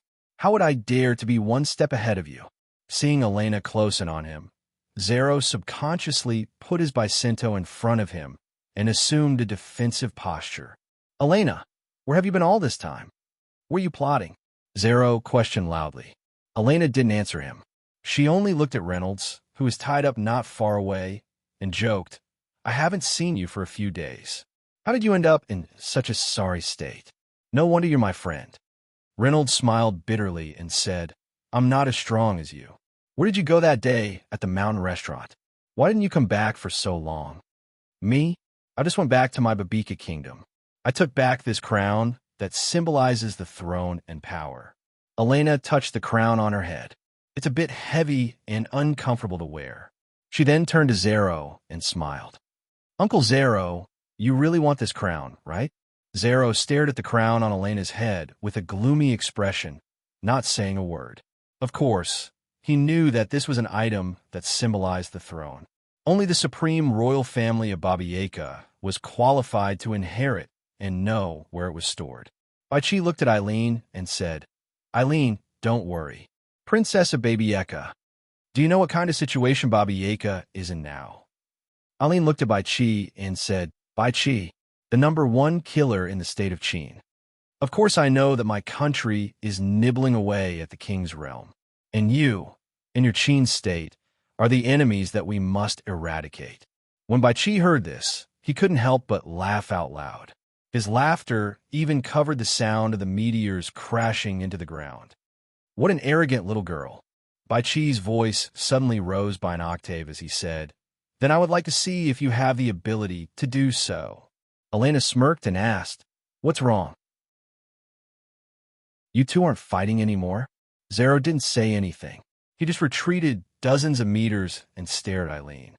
As for Baichi, he quickly pointed his army destroyer sword at the sky. In the next moment, Baichi's body was like a ghost. He stuck close to the ground like a shadow, and like a dark light, he flew towards Eileen. This was Baichi's killing move, killing in all directions. In an instant, Eileen's body flashed with a golden light. With Eileen as the center, an expanding wave of air burst out. Ding! Baichi's army destroyer sword and Eileen's holy glory collided, creating a loud sound. Eileen didn't fall behind at all. The golden light on her body became more and more dazzling. Her long golden hair fluttered rapidly, looking messy and beautiful. Holy advance! After tens of seconds of battle, Elena let out a loud cry. A golden shield appeared around her body, protecting her master from being attacked. Eileen, relying on the power of the shield, was like a small mountain, constantly repelling Baichi. Baichi used his army destroyer sword to block Eileen's attacks. However, due to Eileen's invincible aura and might, he could only keep retreating. At that moment, Zero, who was beside them, made his move. Wielding his biscuit blade in one hand, he charged towards the two of them like a giant beast. Eileen's face sank. She knew very well that Zero was coming for her. Boom! Due to the unprecedented eruption of the dragon volcano, an incomparably large magma rock fell from the sky, trailing thick black smoke behind it. Baichi and Zero were shocked. They gave up on their attacks, and with a few flashes, they quickly retreated. Reynolds, who was not far away, saw everything clearly. Seeing that the magma rock was about to cover Eileen, he couldn't help but shout, "Eileen, get out of the way!" At the same time, he felt that he had regained his senses. In a fit of rage, he pulled out his Yuchong's sword and easily cut off the ropes binding him. Eileen! Reynolds had just gotten up when an incomparably large magma rock fell heavily onto the ground. With a deafening boom, the magma rocks exploded like a powerful bomb. Boom! Powerful shockwaves and thick black smoke instantly covered the area. Reynolds was forced back more than 10 meters by the shockwaves. His body was blackened by the volcanic smoke, and he looked as if he had rolled naked in a pile of ash. Cough, cough, cough. Reynolds covered his nose and kept retreating. The smoke slowly dissipated, and Reynolds tried his best to open his eyes wide and look forward. Not far away, Baichi and Zero frowned as they looked at the center of the smoke. At the center of the explosion, the smoke dissipated and a golden radiance slowly radiated out. Taking a closer look, Elena had stabbed the holy radiance into the ground. With the holy radiance as the center, a golden and white shield rippled around her. Not only was Elena unscathed, she was even able to shatter the falling lava rocks. Eileen. Zero muttered the name to himself. At the same time, a strange smile appeared on his face. At this moment, Reynolds finally saw it clearly. At this moment, he also felt relieved. Eileen looked at Zero with a cold expression. Her lips curled up and she said, "What is it, Uncle Zero?" Zero looked at her and praised. "I didn't think that the student I was most proud of would become so powerful. Back then, when you were still young, your father sent you to be my subordinate." As though recalling something, Zero's expression changed. Seeing that Eileen had no reaction, he continued. Chapter 330. You were born with divine strength. I remember very clearly that the day you came to my command, you beat up all my soldiers. Ha ha! You were really a thorny rose at that time. You were 10 years old and stayed under my command for 5 years. During this period, you made countless achievements. The most important thing was that you awakened your talent skills. Talent skills? Only 1 in 10,000 people can awaken 1 talent skill. You have awakened 5. 2 more than me. Eileen looked at him coldly without any change in her expression. Your father came to me at this time to ask for you. He asked you to go to the Tang Academy. That old fox. I remember that you liked your father very much at that time. After all, he would help you fulfill any request you had. It was as if you were the king of Baba Yaga. Eileen finally showed a smile from the heart. So I killed him. Zero's smile gradually became strange. He said, "You did what I have always wanted to do, my little princess." At this moment, Elena seemed to have heard the funniest joke in the world. She laughed so hard that tears flowed down her cheeks. Really, Zero said angrily. What are you laughing at? Eileen stopped laughing. Her eyes gradually turned blood red. She said in a hoarse voice, "You killed my father. You." Zero did not care about Eileen's words. He looked at Eileen's strange appearance and said in surprise, "Eileen, you have awakened the 6th talent skill, Berserk. Chain border. Spring, shoe is the most." The top of the mountain gradually turned white and began to show a little light. The fine purple clouds floated up. Summer is night. Needless to say, when there is a moon, there are also groups of fireflies flying in the dark night without a moon. If there is rain or something, it will be more humane. Autumn is dusk. The sunset shines near the mountains, and the crows return to their nests. 3, 4, 2 birds fly by, adding to the sadness. Sometimes, the small shadow of the goose flies in the distance in a formation. In addition, after sunset, there is still the sound of the wind and insects. Winter is... Stop. I want to ask, Miss Celine, what do you mean by all this? Rhea was dumbfounded. She walked beside Celine and listened to her explain all kinds of common knowledge about the continent. She felt like her head was about to explode. Celine poked Rhea's forehead lightly. Rhea yelped and pretended to be in pain, which amused Celine. You little girl, didn't you say that the language of the king's realm is the same as the language of your world? How could I not understand? Rhea gave a simple and honest smile and said, It's the same, but I failed all my language exams there. Before he finished, he smiled mischievously and said, You still call me a little girl. Sister Celine, you're not that old either. Hee. Celine shook her head and said, You are getting more and more out of hand. How dare you tease me? Rhea chuckled and walked beside Celine. The sound of soldiers training could be heard from afar. Celine stopped and looked at everything in front of her. The meandering Great Wall twisted and turned arrogantly between the mountains. The Great Wall is a famous line of defense in the King's Realm. After this line of defense, we will reach the Dragon Mountain Range. Rhea nodded silently. Celine asked, Are you homesick again? No. Rhea quickly came back to her senses. I remember you told me that your hometown also has such a line of defense.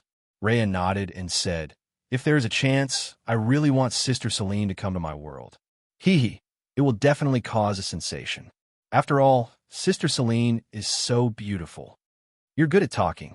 At this time, Rhea felt a dangerous aura. There was an invisible pressure that locked her down. She didn't dare to move. Her expression changed and said with a trembling voice, Sister Serene, it seems like someone is watching us. This power is so strong. Why don't I dare to move?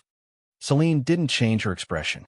She touched Rhea's hair and wiped the sweat that suddenly appeared on her head and said, You still say you're not a little girl. Rhea felt much more relaxed after being touched by Serene. Serene raised her voice and said with a smile, Bailey Shoyue, I know you're in front. Come out and meet me. A gust of wind blew, and in a few seconds, a yellow figure and a red figure appeared in front of Serene and Rhea. Ha ha! I say, Sister Serene, it's been a long time. Why did you come to such a terrible place like our border fortress with your precious body? Don't tell me you can't forget our captain? Bailey Schwanza had a cynical look on his face as he looked at Serene and spouted a bunch of nonsense. Serene seemed to be used to him. She ignored him and said to Bailey Shoyue, Where's your captain? Is she still training in the barracks? Bailey Shoyue nodded and seemed to be speechless about his captain. He said, Captain, she's been troubled by something recently. Sister Serene, you'll know when you see her, haha. Serene didn't say anything, but the curiosity on her face was obvious. She chatted with the Bailey brothers as they walked. Rhea, who was behind Serene, didn't say a word. She just kept looking at the Bailey brothers. Oh my God, I see the real heroes of King's Glory again. Sister Serene, Captain told you about the alliance between Evernight Forest and us, right? Yes, I've talked to her. Of course, I'm on Milan's side. Sister Serene, let me tell you, the people of Babika have been too arrogant recently. A while ago, they brazenly captured more than 10 elves from Evernight Forest and sold them at the auction house. Serene felt strange and asked, Schwanza, didn't you go to the auction house with Shoyue? What's the situation there? Bailey Schwanza put his hands behind his head and said, I don't know. It's all thanks to Brother Shoyue. If we didn't leave quickly, we would have been buried by the volcanic rocks. Volcanic rocks? Bailey Shoyue said, Don't you know? There was a violent eruption near the volcano auction house in Dragonline Mountain. This eruption is unprecedented. I'm afraid the people in the auction house are doomed. If we left quickly, we might have been able to survive. Serene nodded and didn't say anything else. Dragonline Mountain Volcano Auction House. The place was filled with red light. It was dazzling and scorching. It was like hell. Due to the volcanic rocks erupting, falling, melting, and flowing, the terrain had changed. The thick lava flowed like a river and eroded the place. Chapter 331. Reynolds had never seen such a scene before. It seemed that such a scene could only be seen in movies. Zero and Eileen had been fighting for a long time. Both of them were panting and had sustained injuries. Elena, are you really going to fight me to the death? Zero wiped away the blood at the corner of his mouth and said with a ferocious expression. Eileen laughed and said no, it should be a fight to the death. As for Bai Chi, he had already left with the army destroyer sword. The volcanic eruption was far from over. No one knew when it would end. Before it ended, this place would become hell. Come out, my assassins. Zero roared and slammed the biscuit on the ground. A circle of cracks appeared on the ground, and his voice pierced through the sky. In a short while, a dense crowd of black-clothed men wearing black masks surrounded them like a tide. Not far away, there was a continuous stream of lava. Closer, there were at least 1,000 assassins surrounding Eileen and Reynolds. Zero looked at Eileen and said, This time, you and your little lover will be killed by us. You won't be able to escape, even if you have wings. Eileen remained calm and collected. She did not show any signs of panic at all. Uncle Zero, is this the limit of your strength? Zero did not speak. He looked at Eileen with a complicated expression and gave an attack signal. In an instant, the assassins rushed toward Eileen. Many of them looked like magicians and began to cast spells to attack Eileen. With a flash, Eileen landed beside Reynolds and hugged him. Hold on tight, Eileen said. Without waiting for Reynolds to react, Eileen gathered strength in her legs and leaped into the sky. Zero laughed and said, "Eileen, jumping into the sky is suicidal." Ha ha ha. After saying that, he ordered all the assassins to attack the sky. But in the next moment, Zero's expression changed. He saw that not far away, a dense crowd of blue, black, white, red, and green figures were charging toward them like a gust of wind. A soldier rushed over and reported, "Marshal, there are elves in the sky." Zero sighed and said, "It's not the elves. It's the elves. It's the elven army." Before he could finish his sentence, the skies seemed to be covered by dark clouds. Dense sprites covered the sky. On the other hand, Elena and Renaud were supported by Night Spirit and another elf that they had met in the Evernight Forest. On the ground, Zero gritted his teeth and waved his hand. Retreat! The setting sun hung weakly on the top of the mountain in the distance. Gusts of night wind blew past, blowing away the dense, murderous aura in the air. Not long after the bloody battle had ended, the Scott Army and the Great Wall Army had returned to their camps after a day and a half of fighting. This war started a month ago, and the commanders of both sides were famous generals in the King's realm. When their names were mentioned, almost everyone on the continent would be shaken. After all, this was a war that concerned the hegemony of this region. The victor of this war would obtain the absolute advantage of this defensive line. The forces of both sides are as follows. The Great Wall Army had 300,000 soldiers, and the commander was the warrior saint General Hua Mulan. The 23-year-old Hua Mulan was known as the strongest woman in the Qin state. At the age of 18, she led the army on behalf of her father and became famous in the Donner Plains. The 5 elements Tianyi formation she created defeated the enemy. Then, she won 3 battles and defeated the strong northern country, Perry, and had no choice but to sign the peace alliance. The northern border of the Scott Army was safe and sound since then. The Scott Army had 350,000 soldiers, and the commander was the veteran General Jesse, who was over 60 years old. The old general, Jace, who was known as the role model of the army, was a serious and meticulous old soldier. He had studied the art of war all his life and advocated orthodox combat tactics. His tenacity in defense was unparalleled in the Great Wall Guard Army. In the past month, the two sides had fought more than 10 battles, big and small, but they were in a stalemate. Because the veteran General Jesse knew how powerful the opponent was, he first set up his own defensive formation with the goal of not losing as the goal of working hard. It was incomparably thick. He also did not take the initiative to attack and strictly forbade chasing the retreating enemy. Although this order caused dissatisfaction among his subordinates, he still insisted on his order. Jess had studied Hua Mulan carefully before, especially the battle where she defeated the Kingdom of Perry, which started out as a cavalry. He thought that it was definitely a classic battle. From that, he knew that the beautiful woman in the enemy's camp had a wonderful commanding art. The valiant Pali cavalry was deceived by Hua Mulan's ingenious feint. While they were happily chasing after the Scott army, they suddenly realized that they had fallen into a well-designed trap. Panicking, they were completely annihilated by Hua Mulan's sudden counterattack. The Great Wall's defensive line stretched on endlessly, and there were large numbers of soldiers stationed at every corner. This defense line was 25,000 miles long, winding and rugged and uneven.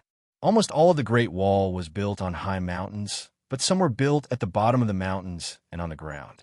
In the middle of the mountain, there were hundreds of military tents stationed in 2s and 3s. This was the elite combat force of the Qin state. It was also the place where the commander Hua Mulan was guarding. The old man on the other side is really difficult to deal with.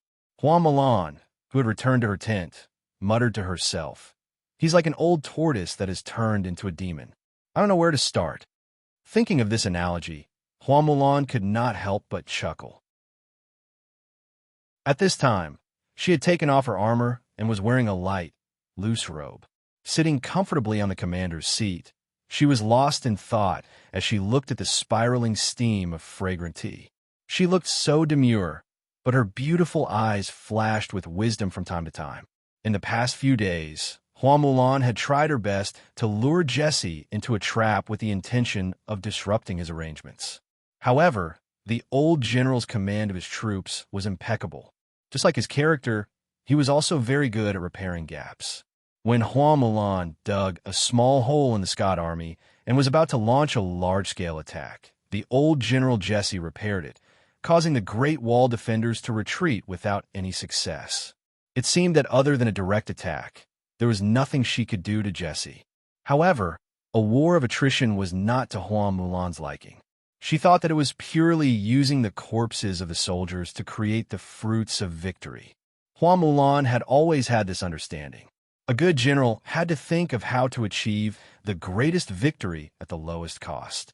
Soldiers had to be sacrificed, but the method of sacrifice was the most important. As a general, he had to minimize the sacrifice. This was the only way to truly demonstrate the general's ability to command. "General, the hot water is ready." The maid's report interrupted Hua Mulan's thoughts. Chapter 332. All right, let's not think about it anymore. Let's take a bath first. Hua Mulan picked up the cup of tea that had turned cold and finished it in one gulp. Hua Mulan, who loved cleanliness, would take a comfortable hot bath every day as long as it was possible. Once she was immersed in the hot water, her nervous mind would be greatly relaxed. Hua Mulan placed the cup on the table and stood up from her seat. She raised her voice and asked, "Who's on duty?" She wanted to instruct her guards to be on high alert. Although her guards were the elite guards of the famous Great Wall Guard Army on the mainland and were made up of 5 people who were highly skilled in martial arts, Hua Mulan, who had always been cautious, still had to give them detailed instructions. Reporting, "The Bailey brothers are on duty." Hua Mulan responded and felt relieved. The 2 brothers in the Great Wall Guards were 2 people she trusted.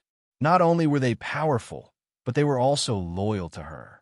Apart from herself, there were a total of 4 people in the Great Wall Guards: the Bailey brothers, Su Lai, and Kai.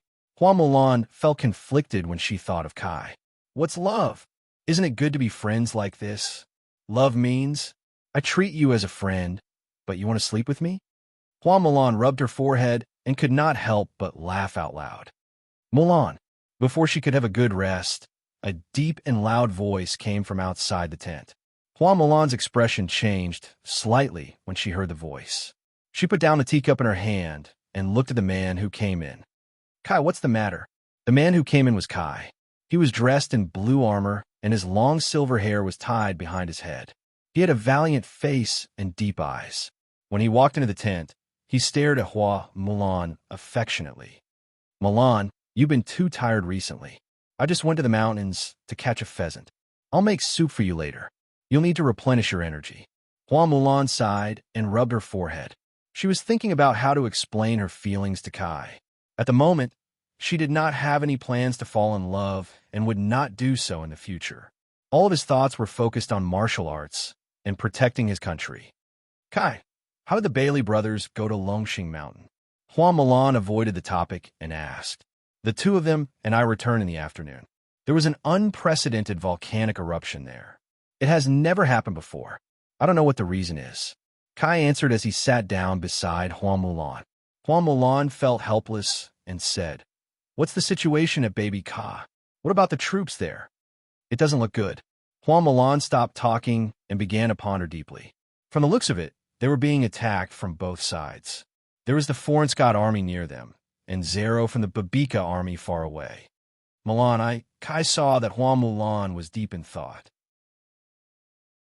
Just as he was about to speak, there was a commotion outside the tent. "Big Sister Mulan, look who's here." Judging from a voice, it was Bailey Schwanza. Hua Mulan's train of thought was disrupted, and she looked outside. When he saw who it was, his face lit up with joy. "Celine, why are you here?" "Ha!" The people walking towards them were Jiao Chan and Lin Ling. The Bailey brothers beside her reported to Mulan. When Hua Mulan saw this, she was overjoyed. She stood up and rushed forward to hug Jiao Chan. Jiao Chan, where have you been all this time? I heard that the famous group of 7 had entrusted you a few months ago. I haven't heard from them recently. Are you okay? I was at war with the Kingdom of Perry at that time, so I couldn't help you." Diao-chan was hugged. Although she looked helpless, she was still very happy. She said, "Don't you know how strong I am?" Hua Mulan let go of Diao-chan and smiled. "You're right. We haven't seen each other for so long. I'm looking forward to seeing how strong you are." The two of them chatted happily, but Kai's expression changed slightly. Of course, he knew about the relationship between Diao-chan and Mulan. He walked forward and said coldly, "Diao-chan, what are you doing here?" When Diao-chan saw him coming out of the tent, her face lit up. For the first time, a mischievous expression appeared on her face. "It's Kai. What's wrong?" "Oh, I remember now." Diao-chan paused and said teasingly, "You like Mulan. You like her so much. So, are you two together?" As Diao-chan expected, Kai's cold face suddenly turned red when he heard what she said. At this time, he was trying his best to hide his embarrassment, pretending to be calm. He coldly snorted, glanced at Diao-chan, and said, "Nonsense." After that, he left without looking back. It was as if he was running for his life. He was so fast that Lin Ling was tongue-tied. He's the cold and expressionless Kai? Why was he so different from the game? The super arrogant Ming Ming, Hua Mulan, and the Bailey brothers were used to this. They looked at Diao-chan, who had suddenly turned into a little devil, and shook their heads. "Come in and talk." Hua Mulan opened the tent's curtain and invited Diao-chan and Lin Ling in. "Shui, thank you for your hard work. Go back and rest. Xuanca, as for you, go and guard fort number 1 for me. You're only allowed to rest at night." "Oh, why?" Before Bailey Xuanca could ask, Hua Mulan had already entered the tent. Shui gave Xuanca a look, and Xuanca did not say anything. After entering the tent, Hua Mulan, Diao-chan, and Lin Ling sat on the bed together. Hua Mulan moved her hand, and the tent's door was locked tightly. At the same time, Diao-chan extinguished all the candles in the tent. The atmosphere suddenly became ambiguous. In the dark, Lin Ling did not know what to do. She heard a rustling sound. It was the sound of Diao-chan and Hua Mulan entangling. "La, we haven't seen each other for a long time. Why is your part so strange?" Mulan did not suppress her voice. She only moaned and sneered. "Little beauty, isn't it the same?" As she spoke, she moved her hands up and down. Lin Ling's face turned red when she heard this. She did not dare to move. Hua Mulan seemed to have remembered her and asked softly, "Chan-er, who is she?" Diao-chan said, "She's Lin Ling. She's my..." "Ah, Lan, what are you doing? Who is she to you?" "She's my little sister." "Oh, my little sister. No wonder she's so beautiful." As soon as she finished speaking, she pulled Lin Ling into her arms. Lin Ling exclaimed. How could she resist? She was entangled with Hua Mulan and Diao-chan. The volcano in the hellish Dragonline mountain range stopped erupting. Everywhere was red. Lava flowed out like a river. It passed through the mountain path and every inch of the place. Chapter 333. The boundless night came, illuminating the wilderness into a pitch-black darkness. The moonlight was too bright, making the night seem dark. Renaud followed behind Elena silently, looking at her back. "I have to return to my country before dawn," Elena suddenly said. She stopped and looked at Renaud. Renaud nodded and said, "Will we meet again?" Elena revealed a teasing smile once again and said, "You can't bear to part with me, can you? After going through so many things with me, you still look so weak." Renaud smiled and said nothing. Elena saw this and did not say anything else. She said seriously, "If you want to see me, you will." Renaud was overjoyed when he heard this. He quickly asked, "If I want to see you again, will I go to the Babika kingdom?" Elena shook her head and said, "I don't know." "Then what do you mean? You don't know?" Elena smiled and said, "If I'm still alive by then, it will be for the best." Renaud did not say anything else. He knew that after this farewell, the two of them would be far apart. This is the Donner Plains. If we continue forward, we should be at the Great Wall. Renaud was slightly surprised when he heard this familiar name, but he soon understood. "Then, shall we part here?" Renaud looked at Elena and asked with a hint of sadness in his voice. Elena smiled mysteriously and said, "I suddenly found something interesting." Renaud was stunned. What is it? Elena did not say anything. She grabbed Renault's wrist and looked at his apocalypse bracelet. The bracelet shone with a faint blue light in the dark night. Elena said, I found a shortcut to another world. Renault's heart trembled. He asked what world. Elena brought Renault to a house in the wilderness. Elena said, Next, I will use a method to shrink you and hide you in my pocket. I will bring you to see the weight of this bracelet. Renault nodded. Elena took out a scroll from her bosom and unfurled it. A golden light enveloped Reynolds' body.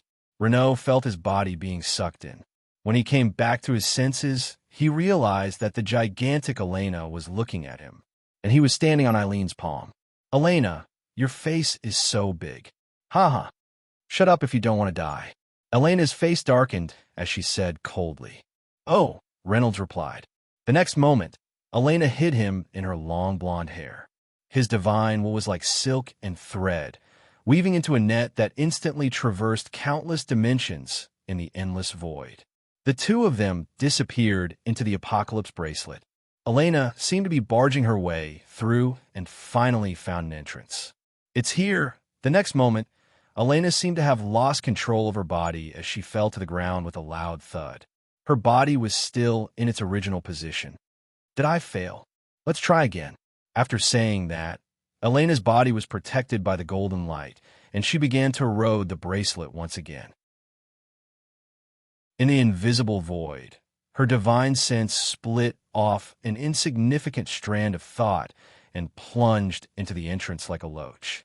To the narrow entrance, this strand of divine, what was like a tiger trying to crawl into a mouse hole. Crack, crack, crack. The sound of something shattering could be heard from somewhere. Elena's divine, what was like a crazily struggling snake stuck at the entrance, violently shaking its body. The space was as fragile as a piece of white paper that could be torn apart by anyone. Under the touch of Elena's divine will, it disintegrated into thousands of mirror-like fragments, revealing the dark and treacherous chaos after the destruction. Finally, her whole body squeezed into that world with great difficulty. Black clouds covered the sky, and yellow sand filled the sky. It was a lifeless world. In the boundless black sky, a gigantic palm that blotted out the sky and covered the sun suddenly appeared. He clasped his hand in the invisible space crack and pressed his 5 fingers together. With a gentle twist, a piece of the dome disappeared from the sky. Chaotic storms and rays surged in through the gap, blowing destructive breaths in the yellow sand of the desert. Immediately after, an equally gigantic but spotlessly white arm squeezed in from the void, followed by a shoulder, a neck, a head. After an extremely difficult effort, Elena finally squeezed her upper body in. Phew, it really wasn't easy. The world in this bracelet is indeed a little strange. Elena looked around and said to Reynolds, when I was chatting with you a few nights ago, I heard you say that something like time travel would happen. Looks like it's true. Reynolds' lower body was completely hidden in Elena's hair. It was soft and warm, and the fragrance of her hair kept wafting into Reynolds' nostrils. It doesn't look very similar to when I came here before. Elena was puzzled and asked, Why? Is it different from when you saw it before? Reynolds nodded and looked at the world in his bracelet in surprise. He realized that the talent skills and the icons in the equipment column had all disappeared. As this thought flashed through his mind, Reynolds discovered that it was actually engraved in his own spiritual sense. One more thing. Why are you so huge in this world? Reynolds looked at the scenery below and compared it to Elena's body in amazement. And on the ground, there was a strange scene. It was a tornado. That tornado that was wrapped in rolling yellow sand walked wantonly in the desert, destroying everything in its path. The people and animals that were sucked into the eye of the tornado seemed to have fallen into a meat grinder, screaming as they were torn into minced meat that was finer than dust, completely disappearing from the world. However, such a walking catastrophe was just the size of an old popsicle in the eyes of Elena and Reynolds. They could hold it in their palms with one hand. Taking a closer look, this was not a tornado. It was clearly a sand monster that was baring its fangs and brandishing its claws. The wind and sand outside were its tentacles and claws, and the eye of the tornado in the inner layer was its mouth and intestines. It quickly minced and digested the people that were swallowed. The remnants of flesh and blood were mixed in the sand, and traces of blood stained its body, showing a demonic red. When he took a closer look, he discovered that the creatures that had been sucked into the eye of the storm were not humans, but demons and ghosts in the shape of humans. Their wriggling flesh was inlaid with horrifying human faces, making them look like angry souls roaring in the wind. Magical soul beast. Elena recognized this creature in an instant. This kind of magical soul beast was simply unheard of in the king's world. Elena had only stayed in the sacred domain for a few days and saw the illustrations there. The scientific name of the magical soul beast was Brat. It did not belong to this world at all, but existed in the ancient and evil underworld. Elena spat lightly on the ground as if she was playing a prank. Chapter 334. This incomparably huge saliva was like an unforeseen disaster. With a loud boom, it smashed the ground here, creating a shallow pit with a radius of several hundred meters. The raging tornado was almost hit by the terrifying saliva. It was so scared that the wind stopped for a moment. After a moment of deathly silence, it suddenly burrowed into the sand like an ostrich burrowing its head down.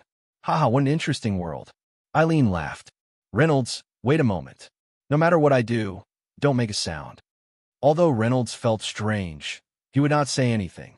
Eileen seemed to see his doubts and explained, You are at least one of my few friends. I will not let you wear such a dangerous bracelet when you go out. Besides, I am more or less interested in the other world. Reynolds smiled and said, I will believe whatever you do. In a vast desert, sand and stones were flying everywhere. The sky was so vast that it was impossible to see the color of the sky. A young girl was limping in the middle of it. She was alone. She had no companions, no luggage, and no trace of hope. Her clothes were tattered, revealing her snow-white skin. Her golden hair was extremely messy and dry like weeds. It was obvious that she was dehydrated. The only thing that could be seen was the original beautiful outline. The young girl walked alone in the vast and boundless desert with difficulty. It was as if she had been abandoned by everyone. Or it could be said that she had suffered a huge disaster. She had been abandoned here by everyone. But she still did not give up. She could not fall. A trace of hope flashed in the young girl's eyes. She resisted the bored smile and continued walking. Far away, there was still hope, and the thing that she could not forget. Boom! Her body fell to the ground. Her dry lips kissed the scorched sand. Her body was like a grill on a charcoal fire. It was so heavy that she could not even turn over. She did not have any strength left. Her fingers trembled as they stretched back and forth, but they could no longer support the weight of her body. Water, water, her hoarse voice unconsciously whispered. As if someone had heard her thoughts, a gust of cold wind came from afar. It was an incomparably bone-piercing cold wind. The sound of the wind was faint, mixed with faint laughter that was sometimes far and sometimes near. Ha ha ha ha ha! Drink water. Want to drink water? There's water here. Open your mouth. Open your mouth. The eerie laughter sounded like a nursery rhyme. It seemed to be a little slurred due to its lack of proficiency, and it gradually became hoarse and sharp. Open your mouth. Elena grinned as she was told. A black and gray, snake-shaped, ghostly fog snickered as it entered her mouth. Then a golden light flashed, and a small black snake-like demon soul beast was shattered into pieces. The 10th one, Eileen, what are you trying to do by disguising yourself like this? Reynolds asked curiously as he stood on top of Eileen's head. Elena snorted and said, What do you know? It seems that my power is too great for this world. If I don't pretend to be weak, who would want to get close to me? Reynolds did not say anything else. The desert here is too vast. It's really difficult to find some creatures. Elena, you look like a monster waiting for its prey, huh? Reynolds teased. Shut up if you don't want to die. Elena moved her divine sense and found a human gathering place at the edge of the desert in the distance. Reynolds, hold on tight. After saying that, her body flashed a few times and rushed to that place. Since they were all humans, Elena wanted to see the difference between the people living in this different world and the people in the king's realm. However, since they were all humans, when they saw a traveler in trouble, they would help him, right? That was what Elena thought. They arrived at the edge of the desert. Outside the desert was not an oasis as they imagined. It was just a little bit more lively, and this vitality was not brought by plants. Simple cloth tents and animal skin tents were located on the barren land. They were surrounded by a fence made of stones and animal bones, leaving a gap that only 2 people could pass through. There were not many people in this camp. Most of them were inside. Only a few slightly stronger men were wearing equipment such as bone spears, stone shields, and animal skin armor. They were patrolling outside the fence. Plop. After limping to a place not far away from the campsite, Elena once again fell to the ground due to exhaustion. This action immediately attracted the attention of the camp. However, the people inside did not rush over to help Elena, as she expected. Instead, they closed the door as if they were facing a great enemy. What happened to the promise of helping each other? Under the shadow, Elena's eyes twitched slightly. On the other hand, Reynolds burst into laughter and said, "Elena, this is your plan? Ha! It seems that the people in this world are not as friendly as the people in your world." After experiencing so many things, Reynolds had long been accustomed to these strange adventures. If one day Reynolds' identity was an alien, Reynolds would numbly accept it. Elena frowned and ignored Reynolds. It was rare for her to be so friendly to these ants. In the end, this was how they repay her. The most basic trust between people. Where did it go? Water. Give me water. She decided to give these people another chance. If they still did not obediently cooperate with her performance, then she could only kill the people in this camp and leave one alive to understand the basic information of this world. But Elena did not want to do this. Every living person here was precious information. However, why were these information so uncooperative? Sister, there's a person over there who fainted. Just as Elena and Reynolds' patience was about to run out, a sensible voice finally sounded from the crowd. She said she wants water. Let's give her some water. Lingair, don't talk. But another more mature female voice sounded. That person is most likely a demonic soul beast. There are demonic soul beasts everywhere in the barren North Wind Desert. Almost no one can walk out alive. She doesn't look like a strong person. So that's it. Elena listened to their conversation, and a flash of realization flashed through her mind. Hey, Reynolds, give me the grass of immortality in your arms. How do you know I have the grass of immortality? Don't talk nonsense. Give it to me. She pretended to cough a few times. Her chest trembled violently and spat out a grass that emitted a strange green light. A faint, strange fragrance spread. That is. In the camp, a red-haired woman wearing a tiger leopard skin armor revealed a look of surprise. The world-famous grass of immortality. No wonder this girl could escape from the barren North Wind Desert that was said to be extinct. It turned out that she had such a divine item on her. In that case, could it be that she is not a demonic soul beast? Chapter 335. You did well. Callie was replaced by the scout at the front of the team. When he passed by Reynolds, he said, "In your current state, you should be able to pass the enhancement ritual. Don't worry." His expression was still cold and stiff when he said those heartwarming words. Reynolds looked at him with an equally awkward smile and said, "I've never worried about it. I won't die in the enhancement ritual, and I won't die here." "That's good." Kira nodded and retreated to the back of the group, following behind Wumama. Everyone walked along the steep cliff on the slanted stones that were less than 5 feet wide. The stones here were hard enough that they wouldn't break into pieces that would shake the soles of their feet. The stones here were hard enough that their heads wouldn't be injured, even if they fell from a height of 500 meters. When people were staggering around here, they had to pay attention to maintaining the correct posture at all times and overcome the desire to let go of themselves. Reynolds found that the more dangerous the cliff, the more he wanted to jump down and end it all. The more he was afraid of heights, the more he wanted to throw himself into the fatal heights. This emotion would turn into self-mockery when they were far away from the cliff, which would then be used to deepen their fear the next time. Because of their fear, they would have a foolish thought in their imagination, to end their fear with death. Actually, after walking for so long, they became numb and resigned themselves to their foolish thoughts. They slowly overcame their fear. "Shoo, there's a sound in front," Callie suddenly said. "Sneak." Everyone immediately stuck to the cliff on the right side of the mountain, lowered their posture slightly, and shut their mouths tightly. Faint sounds of fighting could be heard amidst the noisy mountain wind. Everyone pricked up their ears. Those who could use the eagle sex meditation technique had strengthened their five senses. "A griffin. It's calling," Callie said in a low voice. Everyone took out their weapons and quickly checked them. Then, they began to move forward carefully. Although they had spent 10 days in the mountains looking for this griffin, no one wanted to encounter it now. Now, everyone was on the mountain path, which was the most unfavorable terrain. The griffin had a high chance of killing them all.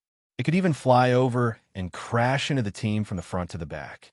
The rest would be left to the huge drop and the Har Mountain rocks. Fortunately, this didn't happen. Everyone left the dangerous cliff and stepped onto the steep but open slope, heading toward the mountain ridge. The griffin's cry came from the other side of the mountain, and Reynolds could hear it now. It was obvious that it was fighting. The cries were filled with anger, excitement, and a bit of madness. These emotions were overflowing. There was no mistaking it. Tron held up a camouflage shield that was similar to the color of the rocks and the earth. He hid himself and the crossbow that could be shot at any time behind the shield. He hunched his back and climbed up the ridge first. Then everyone saw him stand up and heard him shout, "Instructor, Reynolds, come and see what's going on." Everyone sped up and used their hands and feet to rush forward. Ygritte accelerated and easily overtook Renaud. He was almost a second to rush up. She held her forehead and couldn't help but exclaim, "Goddess bless me! What kind of creature is that?" Reynolds hurried up and saw a cat and a bird fighting on the top of a nearby mountain. From afar, it looked like two cats and a bird, but considering the visual distance, it was clear that it was not a cat and a bird. First of all, the bird was a griffin. It should be larger than the one that attacked Reynolds and then shed its feathers, with a wingspan of more than 10 meters. Reynolds stared at it and found that it was thinner. The feathers on its body were like an oversized fur coat that hung loosely on the narrow shoulders of a bony woman. At this point, it didn't have the strong and mighty feeling of the cliff griffin from before. Instead, it seemed very treacherous. This didn't mean that it was weak in combat. The griffin kept flying, turning, gliding at high speed, suddenly diving to attack, and then pulling up quickly. The smoke of dust and snowflakes of frost accompanied its attacks, interfering with the opponent's vision and hearing together with the whistling sound. For eagle-like sharp claws and a sharp beak that had become more sinister because of its greater flexibility took turns to attack. Some hit the target, and the attacks that didn't hit the target sometimes hit the mountain rocks. Reynolds saw stone fragments flying everywhere, but the claws were unscathed. This was no longer a matter of intestines being pierced. If one was hit by the claws, even if it was just a graze, it would be the same as being hit by a large caliber bullet. The two cats, fighting the griffin, obviously knew this. They tried to dodge as nimbly as possible, and then waited for an opportunity to counterattack when the griffin lowered its altitude. The two cats were black, which affected the accurate judgment of their size, but they should be about the same size as a rhinoceros. When they moved, black smoke spread out from the gaps in their fur, like a cloud of fog. This could have provided them with cover, but for the griffin that occupied the sky, it didn't have much of an effect. They could only jump up to attack, and only two claws or teeth could be used for an attack. This was no advantage in front of the griffin that had at least 4 eagle claws. So the result of the repeated exchanges was that there were many bleeding wounds on their bodies. Red blood and black fur stuck to the cold rock. The griffin squawked excitedly. It was a shrill, piercing sound. The two big black cats kept roaring one word, "Shoot." What kind of cat is that? Reynolds stared at the primitive and cruel battle opposite him, his heart pounding. It's so big. Ghost cat, Tron said. A dangerous creature that hides at night and is good at ambushes. It's very patient and very cunning. There are many of them in the Sunset Mountains. However, such a big one is very rare. And because the place where the battle was taking place was more than 300 meters away from them, and there was a deep valley between them, Kaylee took the opportunity to check on Tron. Is there anything else unusual? Ghost cats should go down the mountain for the winter in this season. Their black fur is useful in the dark, but it's a burden in the snow. We're above the height of the snowfall. Why haven't they gone down the mountain yet? Look again. Keep your eyes open and look carefully. Don't miss any black. Tron shrank his neck and then focused on the battle. Yes, they're protecting the nest. Under the chicken head-shaped rock on the right, I see 3 ghost cat cubs. They're so small. Are they just born? Why are they in this season? Normally, they would avoid winter. It's difficult for cubs that small to survive the cold and lack of food. That's unknown. Kaylee looked at the surrounding terrain, then pointed to the left and said, "The right looks better, but there's cover on the left. Let's go that way." It's not a bad thing that the griffin and the ghost cats are fighting. Let's wait for them to decide the winner. Tron, who do you think will be better for us if they win? Chapter 336. Tron thought for a moment and said, "It doesn't matter who wins. This place is not suitable for fighting the griffin, even if it is injured. If the ghost cat wins, the body of the griffin will be eaten, and it will be difficult for us to get the head back. Plus, we have to worry that the ghost cat will treat us as prey. We will have to be on our toes all the way." Wrong answer. You have to continue learning. Galliel shook his head and walked to the front of the team. There is no choice. The griffin will win. I only have one hope now.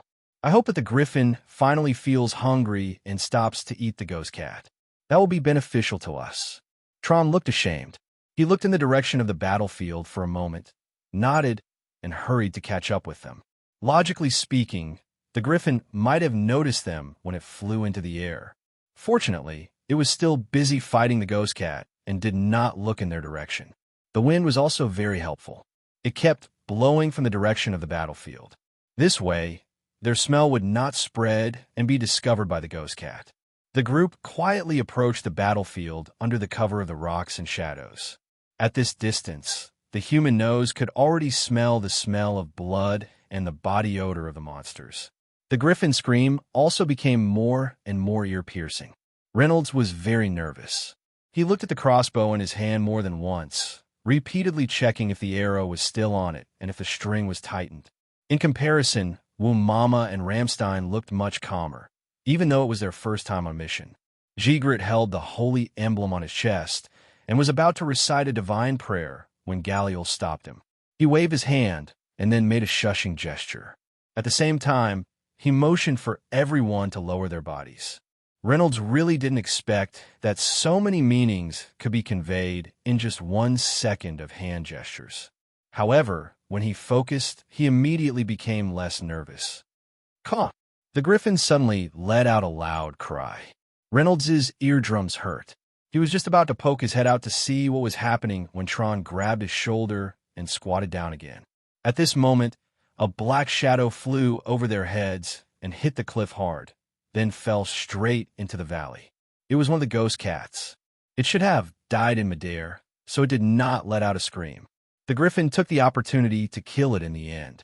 The remaining cat let out a wail and quickly retreated, using its body to protect the direction of the nest. Normally, a predator would look for the piece of meat that had fallen and let go of the incomplete family. But this griffin was not normal. It turned in the air and suddenly pounced on Ghost Cat. The ghost cat had nowhere to run. It fought back with all its might, but it was still scratched hard. The griffin swept its wings at the heavily injured ghost cat like an abandoned rag doll. It rolled and slid on the hillside for some distance before it could no longer fight back. The griffin felt that it was invincible, so it took off and left. It It still had more anger to vent. The griffin circled around, but it didn't find any fresh prey hiding behind the rocks, so it flew away while chirping. It was also injured. From time to time, drops of blood and feathers would fall from the sky, but it still retained most of its combat power. Everyone looked at Gallet. Gallet looked at Tron, and Tron looked in the direction where the griffin left and shook his head. This place is too narrow, and there are too few places to hide. Even a creature as agile as Ghost Cat can't move freely, let alone us. No, we can't fight here. He didn't take his eyes off the griffin until it left. I saw the griffin slowing down. Its nest must be in that place. It's not far away. Well, I already have a plan. Gallet craned his head and observed for a while with narrowed eyes. What plan? The griffin is southeast of us. There's a sparse forest on the slope of the valley. We'll set up an ambush there. Gallet shook his head. The forest is good, but it's in the valley. There's nowhere to run and nowhere to hide. This isn't a good plan. No, I insist on my plan, Tron said. Judging from the battle just now, this griffin has indeed gone berserk. We can't judge it by the habits of a regular griffin. Hunting is no longer its main desire, so the nest isn't a restraint for it. Once it finds its next target, it can fly away at any time. In that case, we'll have to keep chasing. Time and speed aren't on our side, so we have to seize this opportunity. He pointed at the sky.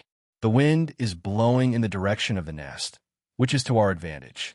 Setting up a trap in the forest and using the scent to lure the griffin here won't work without good wind. If we speed up, we can set everything up in the afternoon. Then, we might be able to lure the griffin here before evening. Don't forget, no matter how crazy the griffin is, it has just finished a slaughter, so it can still calm down a little. If we start setting up the trap immediately, we might be able to finish this mission before evening. We don't have a better time. After saying that, he looked at Gallet. There was a little anxiety in his eyes, but more confidence in them. Tron was already prepared. If Gallet still rejected this matter, then he would carry it out as the captain. Along the way, he had thought things through very clearly. Hunting the griffin was very dangerous, so they had to seize every advantage and make use of it. The current situation was much better than expected. At least they weren't ambushed on the way, and there was a window of time to set up the trap. Then we'll do as you say. Gallet blinked and agreed with Tron's plan. Reynolds noticed that he spoke faster than usual. He seemed to be a little excited. A little excited? Everyone jumped out of cover and began to descend the mountain. Reynolds' position was between Woo Mama and Jigret. He was thinking about the battle that was about to happen when he heard a call in his ear. Meow. As if his soul was suddenly pulled, he suddenly stopped and bumped into Jigret. This made him stumble forward and almost fall. But at this time, he heard the meow again from the direction of the ghost cat's nest. Reynolds, what's wrong? Tron heard the commotion behind him and jumped to the side of the road first, then turned back to check. I heard a cat meow, like it was right next to my ear. Didn't you hear it? There's no meow. But, you mean the ghost cat? We still have enough food, so there's no need to complicate things. Tron glanced over there.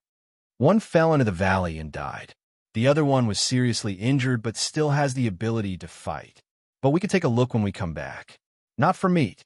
Reynolds wondered when these hunters would be able to solve the problem of food. Otherwise, they would always turn all kinds of things into food. I think there's a voice calling me over there. I want to check it out. Chapter 337. Do I have to go? Tron looked at Renault, hesitating. Renault had been doing well along the way. Although he was older than him, he obeyed orders like Wilmama and Ramstein without any complaints. This was the first time Renault had made a request. I have to go take a look. I have a feeling that the voice is calling me. What's the matter? Then go, but you only have 15 minutes. After that, you won't be able to keep up with the team. Tron reached out. Give me the backpack. You can run faster with less weight. Thank you. Renault tossed the backpack with food and some camp items to Tron. He also had a bulging canvas bag tied to his back. It seemed to be quite heavy. He didn't give it to Tron. I'll come back as soon as possible. Renault said, I'll go with you. Jigret thought for a moment and said, I can definitely keep up with the team. Besides, Renault seems to have something fun here. I can protect him too. 15 minutes. Catch up as soon as possible. Renault's gaze stayed on his companions for 5 seconds. Then he started running in the direction of Ghost Cat. He wondered why no one else heard the cat's meow, but he heard it so clearly. It was a bit strange, so he asked the paladin beside him, "Dilly, you really didn't hear the cat's meow?" The elven girl shook her head. "I didn't hear the cat's meow. It was only the heavy panting of Ghost Cat over there. Don't worry. Sometimes this happens. I became the paladin of the true thunder goddess because I was inspired. It's a sound that only you can hear. It comes from the depths of your soul. No one can hear it no matter how close they are. So, you might become the paladin of Ghost Cat?" I'm kidding. Paladin of Cat? Maybe it was interesting, but it was too weak. Renault didn't think that cats could save him from the demons, so it was better to be a person who knew how to use magic to save himself. Thinking of demons, Renault suddenly realized why he could hear the cat's meow. From a human's point of view, his hearing couldn't be better than Gally's. So, the meow that only he could hear was actually from the demon's hearing.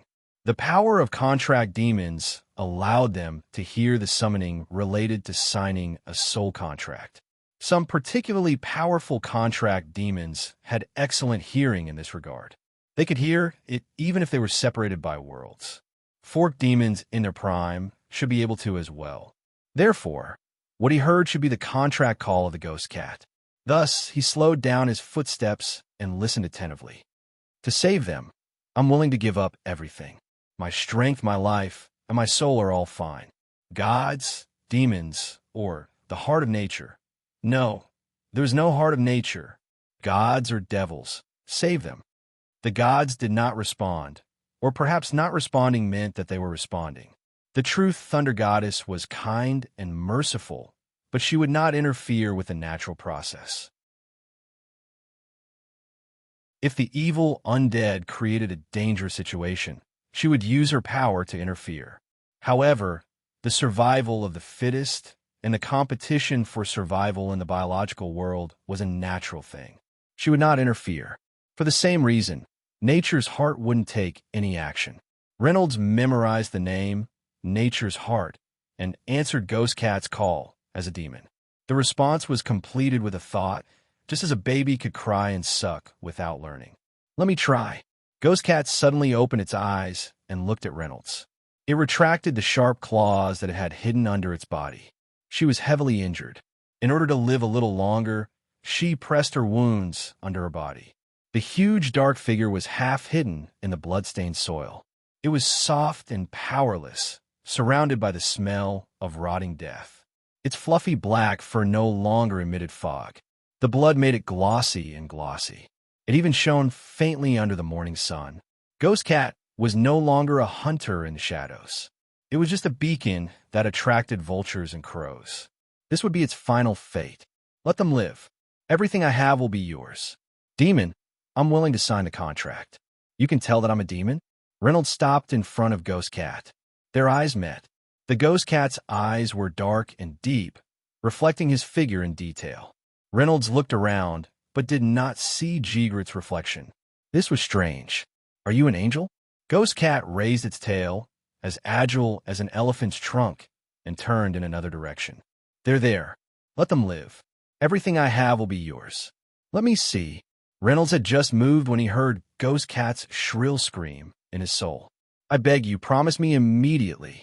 Sharp claws flashing with cold light suddenly appeared and swept in front of Reynolds' eyes. Jigrit yanked Reynolds fiercely. At the same time, she raised her épée and hit the cat's claws together with the scabbard.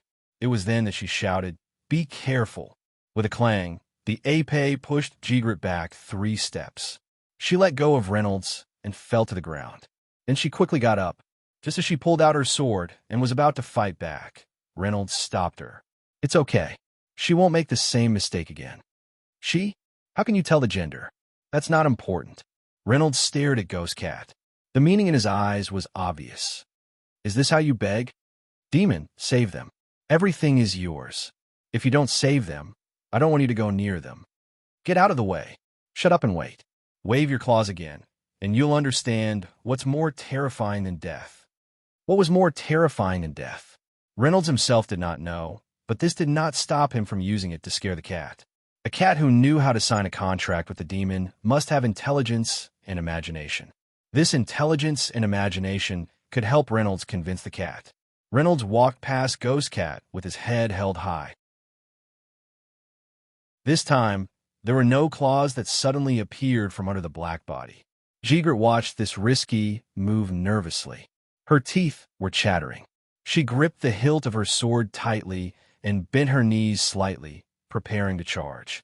However, she was confident that she could kill Ghost Cat, but she was not confident that she could save Reynolds, who was beside the cat. Fortunately, Reynolds quickly walked out of the cat's threatening range. He followed the direction the black tail pointed to and came to the cliff. This was where the other ghost cat fell. The black corpse was only a black dot the size of fingertip in the valley. He looked left and right and finally saw another small black dot on the cliff opposite the valley. There was only one kitten left. The others were nowhere to be found. The griffin's last attack swept away the nest made by Ghost Cat of branches, grass, and soil. Now, part of the nest was hanging on the steep cliff. Although it was broken, it still held a young black ghost cat. Now, the nest was half hanging in the air, swaying in the mountain wind. A pair of black eyes looked past Reynolds and at the dying figure behind him. Helplessness and pleading flashed in its eyes. There was a distance of more than 4 meters between Reynolds and Ghost Cat. They faced a falling distance of more than 100 meters together. Chapter 338. Demons could sign a contract. It was very simple. With a flip of their wrists, they could conjure up a contract. But demons still needed the power to fulfill the contract. Reynolds was in a dilemma. Jigret walked around the huge cat and stood beside Reynolds, looking at the poor kitten opposite him. So pitiful, so dangerous. Are you going to save it? Yes, that's obvious. The voice I heard guided me to save it. But I can't think of a safe way. The black kitten was trapped in a broken mud nest. The nest was half hanging and half squeezed, and it happened to be stuck on a protrusion of the rock. The rock was in the middle of a nearly vertical cliff, and there was a fatal distance between the top and bottom of the cliff. Although there's only a distance of 4 meters between the kitten and Reynolds, these 4 meters were fatal. The old cat's arm is not long enough to reach it, and it doesn't have the strength to do this. Reynolds pointed at the expanding bloodstain under the black cat. It's going to die in a while. It's too weak. Even if it asks for help, I don't dare to agree. Only you and I could do this. Jigret poked his head out from the cliff on this side and looked at the rock below. After thinking for a moment, he said, I have an idea. Tie me up with a rope. I can jump these few meters. After I get over, I'll hold the cat and jump back as far as possible. Then you can use the rope to pull me up. Do you still have rope? My rope is in the big backpack. I gave it a Tron. Reynolds waved his hand. Tilly, even with rope, this plan is too dangerous. Look at the rock on the other side. That cliff is different from the rocks on our side. It's too brittle. You can jump over it, but the impact will cause the rock to break, so you won't be able to stand. If you look carefully, you can see the damage caused to the mountain when the cat's nest flew over. Jigret looked carefully and found the impact marks that Reynolds mentioned. He nodded reluctantly. The ghost cat's nest was made of branches, mud, and grass. It wasn't sturdy and could shatter the cliff after being swept away by the griffin. The impact of her weight and speed was far greater than that of the mud nest, not to mention the sturdy armor. It was like a ram.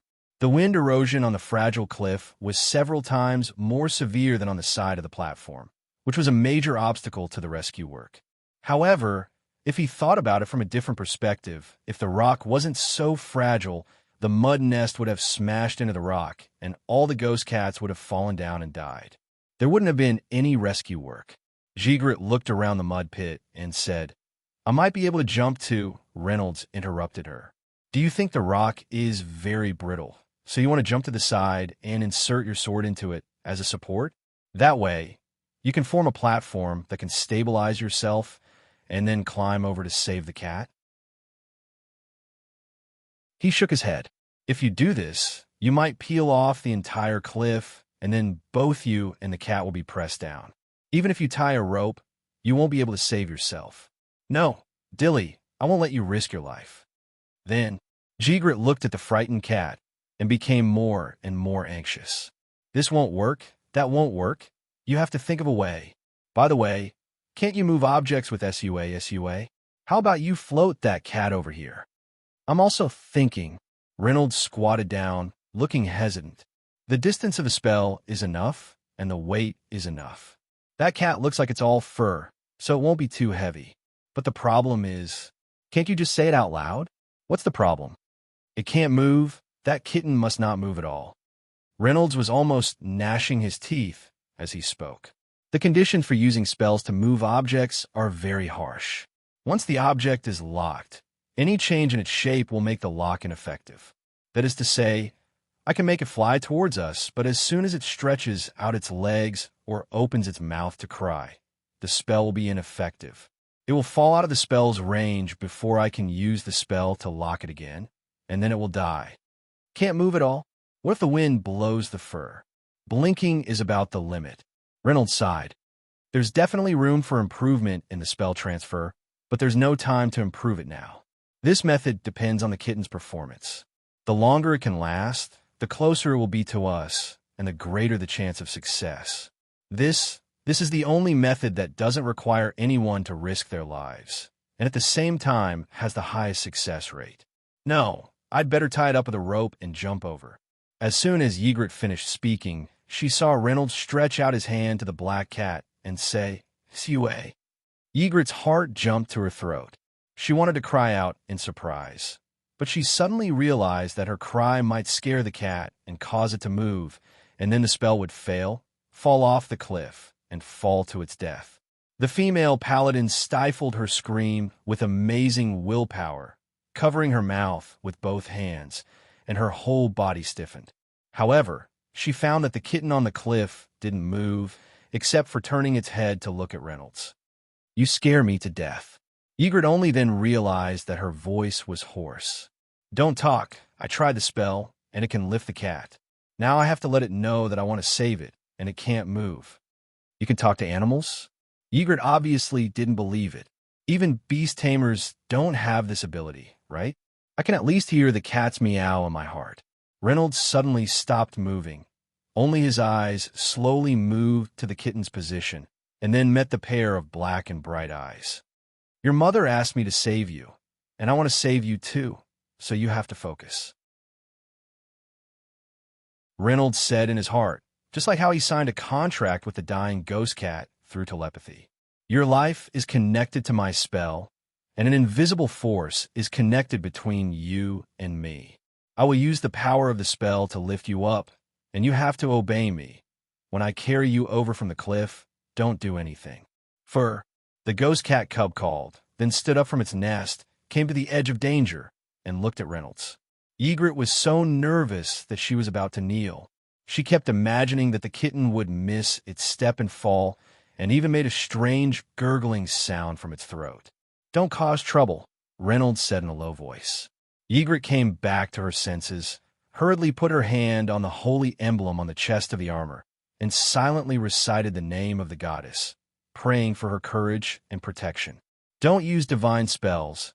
I'm worried about interference," Reynolds added. In fact, he was afraid that divine spells would attract the attention of the goddess, and if he was using spells, it might bring out some devil's breath, and that would be troublesome. After comforting Ygritte, he continued to persuade the ghost cat cub. "Do you understand? Your life is connected to my spell. Obey my orders. Don't move. When you're ready, meow twice." "Fur, fur." The pronunciation was not accurate, but this should be the signal, right? Reynolds stared at the kitten, and at that moment he felt a connection. A voice louder than the devil's contract came into his heart. The voice was not a language based on words, but more like a music that directly stimulated emotions. That emotion was trust. "Sua." Reynolds cast the spell without hesitation. The ghost cat cub floated up, and then floated straight to Reynolds. The mountain wind blew, and the kitten swayed back and forth like a cable car hanging on a rope. This kind of shaking would obviously affect the stability of the spell, but the kitten miraculously remained still, its eyes fixed on Reynolds, and its body did not move at all. It curled its legs just like that, with its tail pressed under its belly. It gave all its trust to Reynolds. Ygritte did not know when it stopped praying, nor did it know when its tears fell. The kitten floated over, then fell, and fell into Reynolds's arms. It also understood that it was saved and rolled its pure black body on Reynolds's chest, then closed its eyes, stuck out its bright red tongue, and licked his hand. At this time, the mother cat let out a cry, and the kitten immediately raised its head, trying its best to open its mouth, and responded, "Fur, save them." The mother cat could no longer turn its body and could not climb to the edge of the cliff, so it could not see the situation over there. Only this one. The others were all swept down by the griffins. Reynolds took the kitten over and showed it to her. "What else do you have in mind? Do I set it free, or do I raise it?" Winter is coming, and setting it free is actually a dead end. Only by raising it can there be hope for survival. "Devil, you..." The mother cat wanted to say something, but stopped. She looked at Reynolds, looked at the kitten, then reached over with her long tail, rolled up the kitten from Reynolds's arms, and put it on her lap. "I'll feed it one last time, and then you can take everything away. Ygritte, can you do me a favor?" Reynolds looked at the kitten that was lying on its mother's body and drinking milk, unaware of many things, and suddenly said to the female knight, "I want to raise this cat, but it needs a little time to drink milk.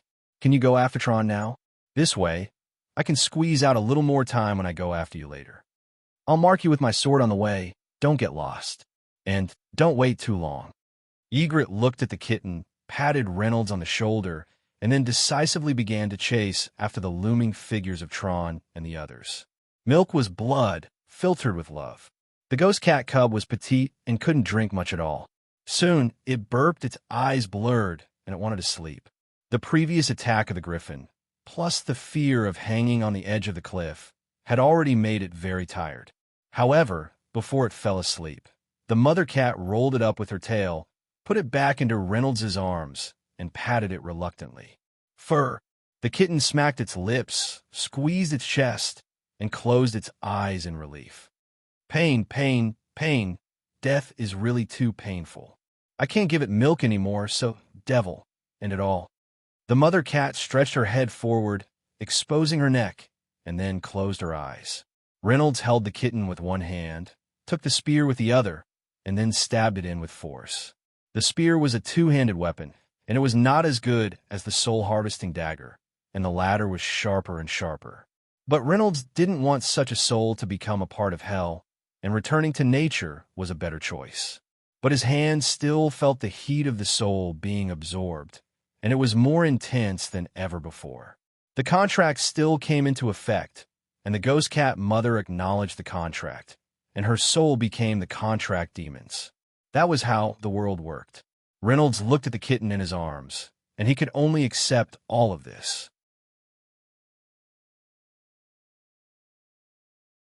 Chapter 339. No wonder this girl was able to come here from the wildlands where the magical soul beasts gathered. She had the famous grass of immortality. According to legend, the grass of immortality had miraculous effects. As long as one kept it in one's mouth, one would not be afraid of swords, water, or fire. Seeing this, the woman in red hesitated for a moment. She waved her hand and said, "Bring her in." A few strong men quickly ran out and carried Elena. After examining her carefully, they brought her back to the camp. Many people were very curious about this, but most of them only came to take a look and left. Cough, cough, cough, cough. Elena pretended to be very weak and coughed with great difficulty. When she opened her eyes, she found a delicate face in front of her with a little baby fat. It was a delicate little boy.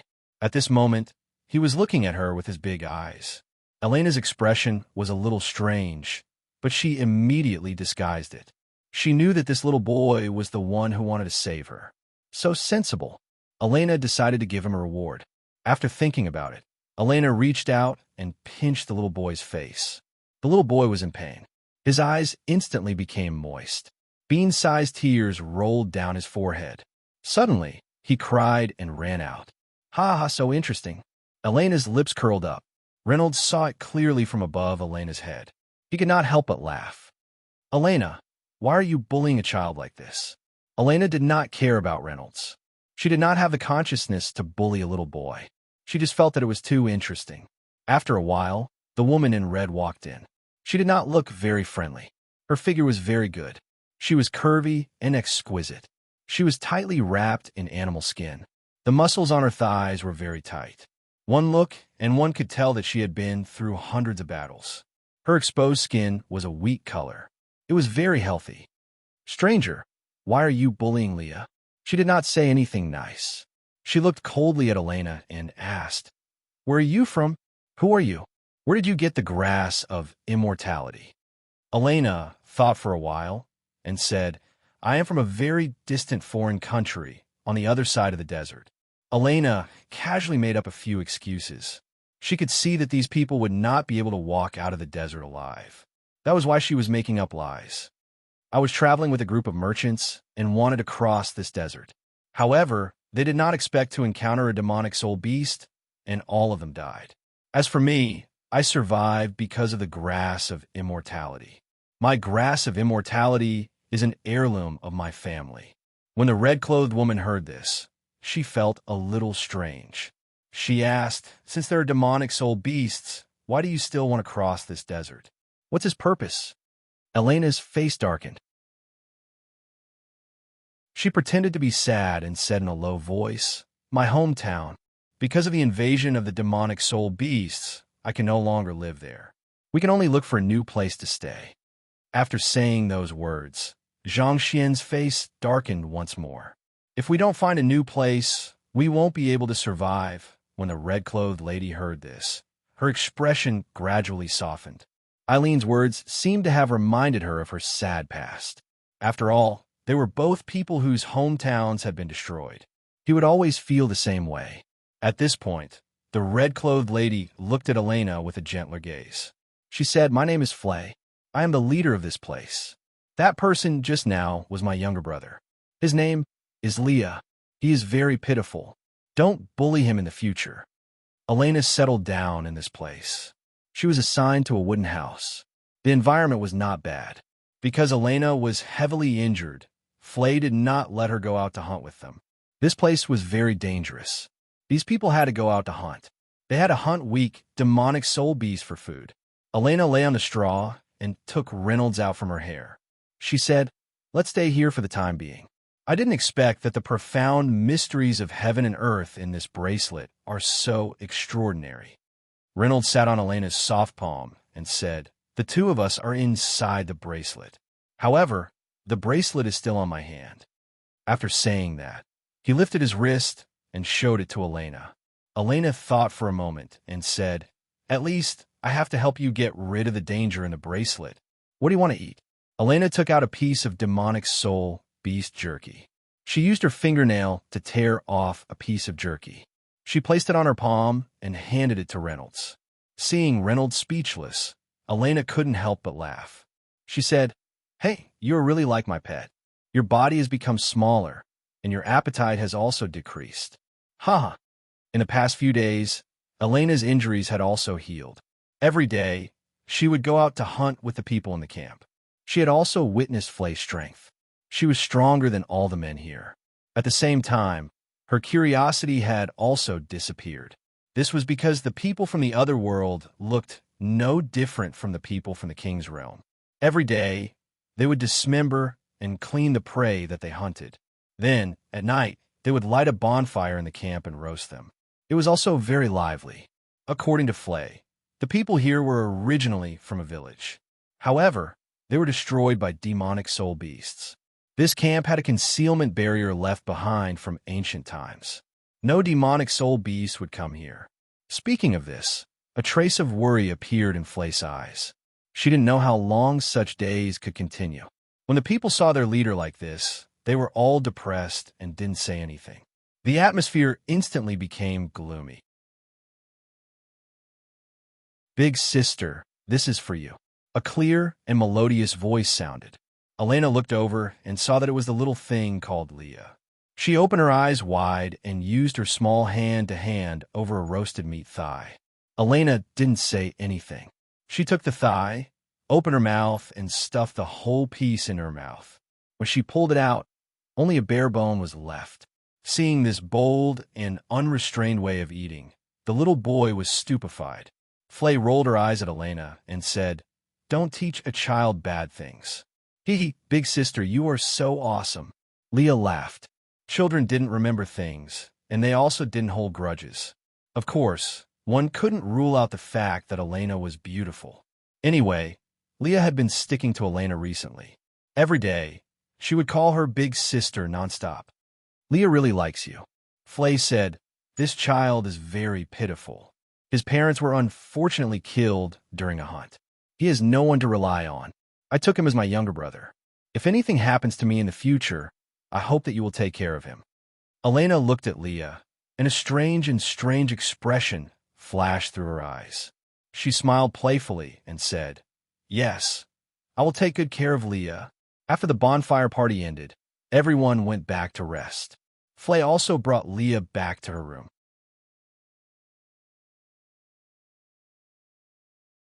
Chapter 340. Elena sat in front of the bonfire for a while and then returned to her wooden house. Reynolds finally had the chance to appear in the size of a normal person.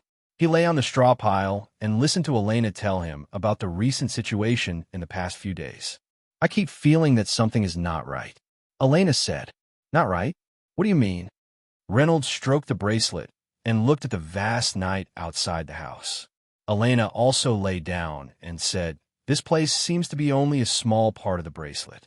There are too many things I want to explore, including all the origins of this world, including the time travel you mentioned. What I want to know the most is how big this world. No, using your words, how big is this universe, and how many such worlds are there?" Speaking of this, Elena actually scratched her head in frustration, looking really worried. Reynolds was speechless for a moment. Even in his world, science and technology could not explain the true meaning of the universe. What he could be sure of was that in the universe, there were definitely other life forms besides Earth. Reynolds comforted her. "Elena, it's okay. Isn't there a space-time magic technique here? Maybe someone who has cultivated to a certain level will be able to travel."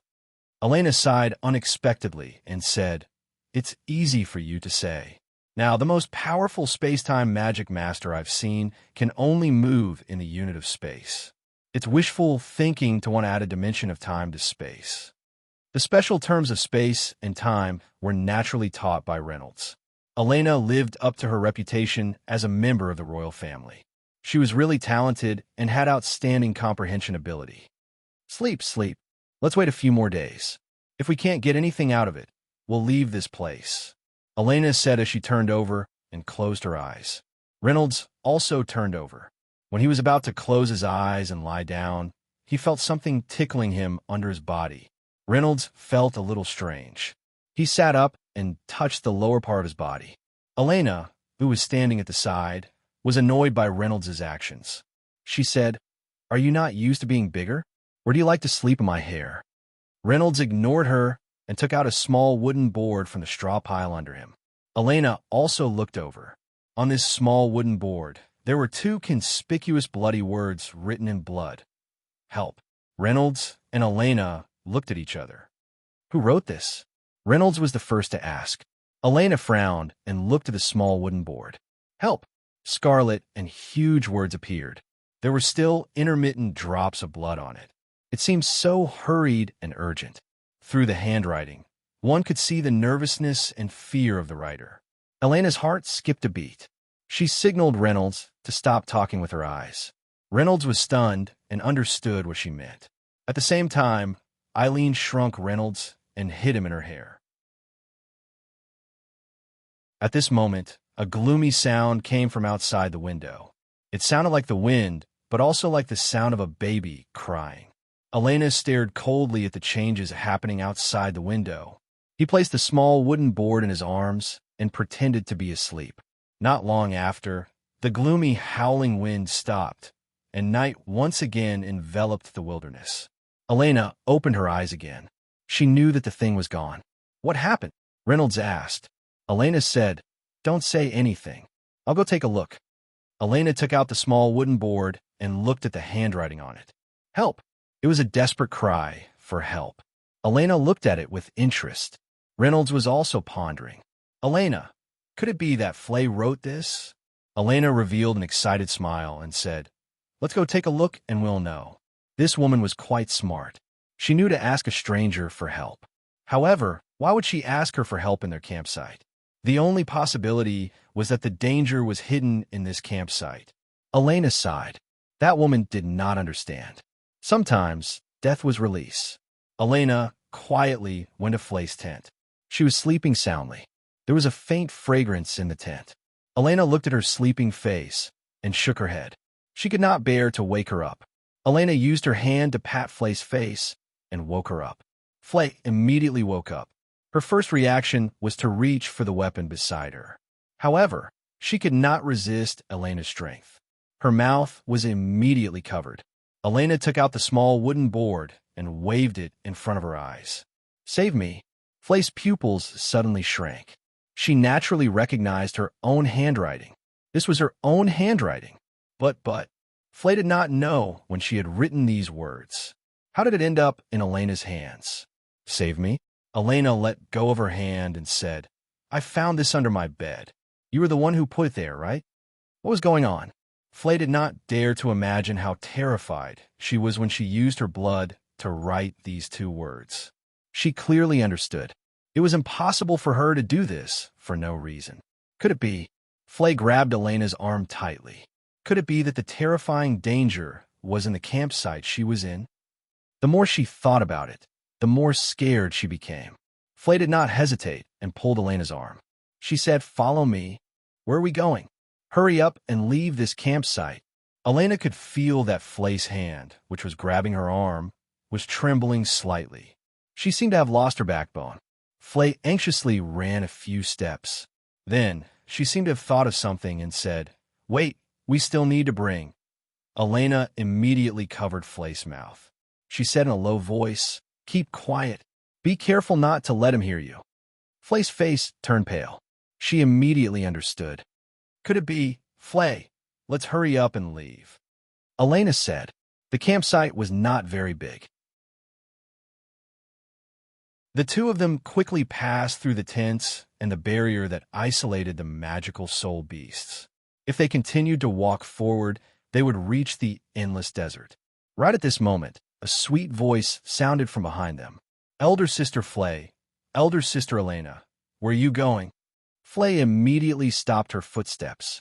Shock, despair, terror, and pity instantly froze on Flay's face. However, in the next moment, her expression slowly softened, changed, and became numb. In the end, it became empty. She looked at the little boy, Leah, and her eyes regained their spirit. Leah, what are you doing here? It's so late. Don't run around. It's very dangerous. Flay walked toward Leah. Leah extended her arm toward her and said in a childish voice, Elder Sister wants a hug. Leah, be good. Elder Sister will hug. Good. Good, Leah. Quickly go back and sleep with Elder Sister. Flay squatted down and hugged Leah. She acted as if nothing had happened and returned to the campsite.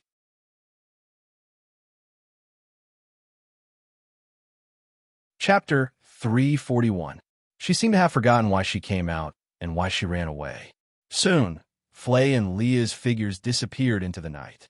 Reynolds was dumbfounded. He was in Elena's hair. Looking at this random operation, he did not know what to say. What does this mean? What is Flay doing? Elena revealed a strange smile. There will be more fun later. As expected, after a while, the little boy, Leah, walked out of the dark camp again. He rubbed his sleepy eyes and looked at Elena. He asked, Sister Elena, where are you going? The familiar recipe and the familiar smell. At this point, Reynolds understood the cause and effect. Eileen, on the other hand, could feel an evil force trying to invade her mind. It wanted to implant a new memory in her memory to replace the original one. Elena, that is my name. My hometown was destroyed by demonic soul beasts, and I had no home to return to. When I was searching for my hometown with a merchant, I was exterminated by demonic soul beasts. The only survivors were me and my younger brother, Leah, We relied on the grass of immortality to survive. In this desert, we encountered a tornado. My younger brother, Leah, and I spent a lot of effort to find this camp. Coincidentally, the female leader of this camp, Flay, was severely injured during a hunt and died. So, I replaced her and became the new leader. Because my skills are not bad. So my younger brother, Leah, and I stayed here. My younger brother, Leah, has a habit of sleepwalking at night. Fortunately, I discovered it tonight. It is not safe outside. I have to send him back quickly. Elena almost laughed out loud. People from the alternate world. No, are all demonic soul bees from the alternate world so lazy and stupid? The above were just experiences that she made up.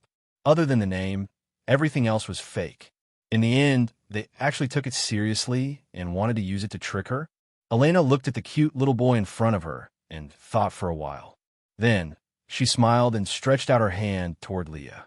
Leah, come here. Elena had a kind expression on her face. It was as if a big bad wolf was trying to seduce Little Red Riding Hood. Leah hesitated for a moment and stood still, as if she was hesitating about something. But at this moment, Elena walked over with a gentle and beautiful smile. Leah skipped over to them. Sister, I want a hug. Leah stretched out her arm to Elena in an adorable manner. She was like an exquisite doll. Elena looked at him and smiled. She squatted down and gently hugged Leah. Then, she pinched his cheeks. This time, Leah did not cry. Instead, she smiled and rested her head on Elena's chest like a kitten. There was an innocent smile on his face. Oh, Leah is so obedient. Come on, let's go back to sleep. Elena stroked his hair and said gently. Leah's expression changed the moment she turned around.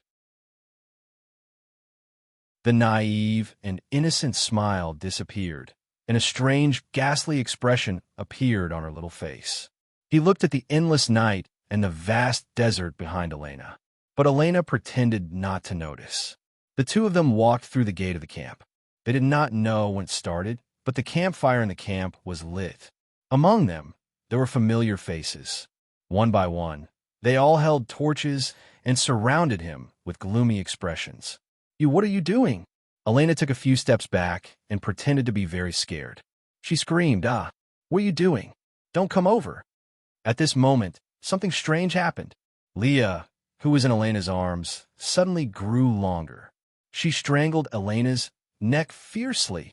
The strength used was so great that it could break steel. Elena sneered without any change in her expression. Her body emitted a holy light from inside out. Her arms were supported by the holy light, and she hugged Leah even tighter. As she increased her strength, she said gently, Leah, don't be afraid. Be good. Sister will protect you. At this moment, Leah was stunned. She felt as if 10,000 alpacas were whistling through her heart. She was in pain from Elena's strangling. She could not help but open her mouth and let out a shrill and distorted cry. The people around were controlled by this cry.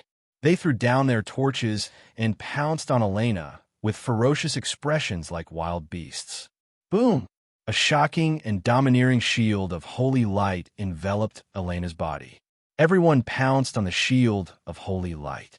The shield's light became stronger and stronger, and they were all sent flying more than 10 meters away by this strong holy light.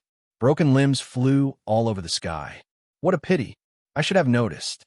Elena shook her head. Elena walked toward the depths of the camp, still holding Leah with one hand and caressing her little head with the other. She said gently, Why did you want to attack me? Who are you? What are you doing? Leah, who was in her arms, was surrounded by the shield of holy light and could not move. Her voice was trembling, and her body was also very stiff because of the holy light. Elena laughed out loud. Seeing Leah's cute appearance, she was even happier and hugged her even tighter. Don't be afraid, little Leah. I won't hurt you. I have something to ask you. Leah became even more frightened. From a moment she came into contact with Elena, she vaguely felt that this person was different. She had an unparalleled, great power in her body, and this kind of power was completely different from that of this world. It was a particularly strange and unprecedented power. Leah was instantly terrified. Sister, I beg you, let me go QAQ. I can be your subordinate.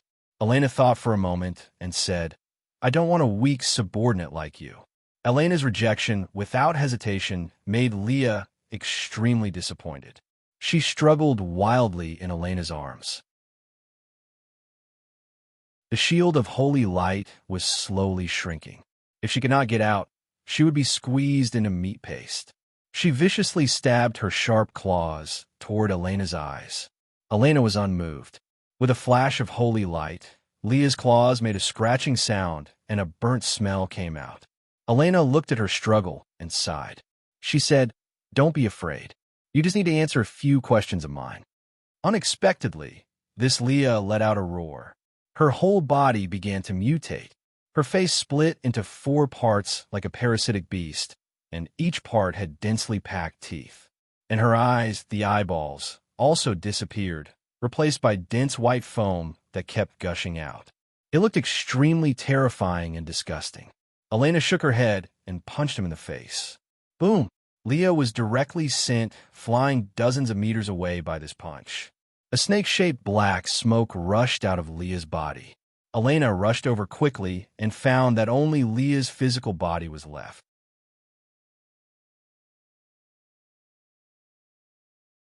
Chapter 342. How interesting. Eileen licked her lips and followed the ball of black gas. The black gas quickly arrived at the boundary of the campsite. The boundary of this place was to ensure that the campsite would not be disturbed by the demonic soul beasts and would remain safe. There was a deep sinkhole here, which indicated the place where the trash was thrown. The snake-shaped black gas burrowed into this sinkhole. What was that monster doing here? Eileen glanced at the sinkhole curiously. At this moment, a black hole had actually appeared in the sky pit, which was normally lifeless and normal. There was another world in the black hole.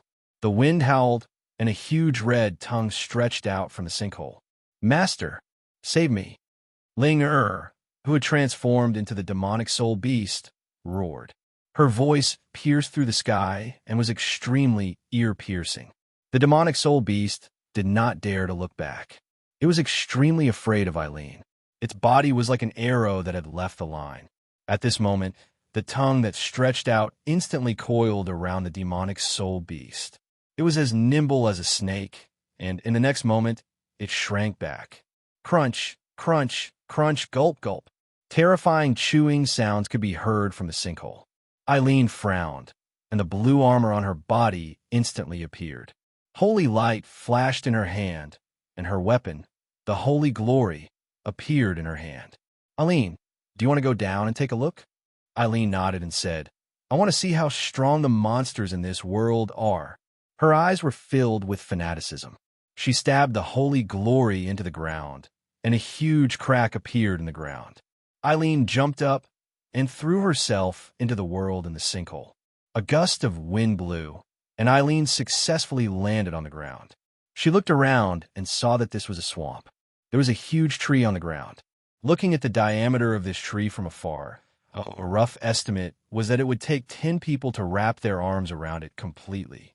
Eileen walked forward and saw branches and thick vines that looked like stars in the sky. There were close to 100 white things hanging from them. They looked like cocoons wrapped in spider silk. Upon closer inspection, there was a gap in each cocoon. In each gap, there were human faces. Lingji was wrapped in one of the cocoons. This woman was still alive and conscious. However, only her head was exposed through the gap in the cocoon, unable to move. Seeing that Elena was getting closer, Lingji's face lit up with joy as if she had seen her savior. Save me. Help. Lingji shook her head in an attempt to attract her attention. She could not make sound. What Lingji did not know was that Elena had already seen her. However, she ignored Lingji and slowly walked past her. Elena touched the thick vines of the tree. Hurry up and leave. Don't touch it. Lingji's body shook even more violently.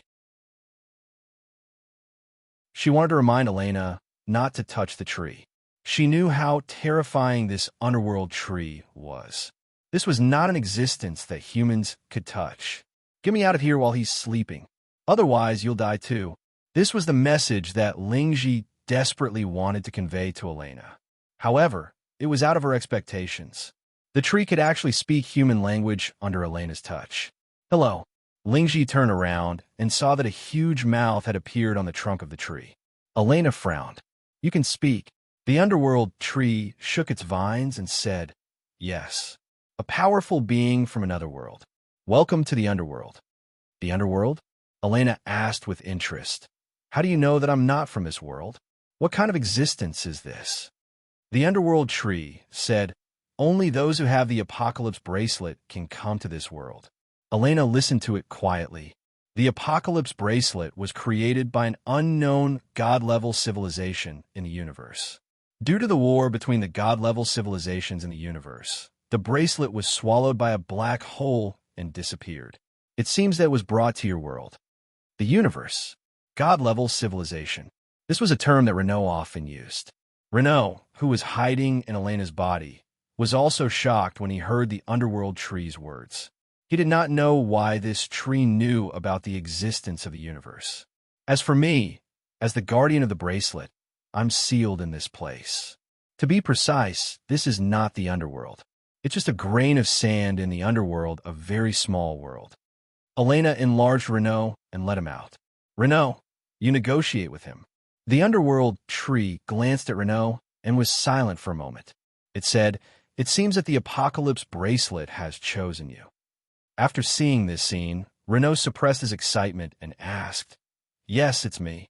Then do you know how to go to other worlds? Didn't that mean that he could return to his original Earth? I don't know. The range of my activities is only in this small world in the bracelet. This small world is mainly desert. There aren't many humans.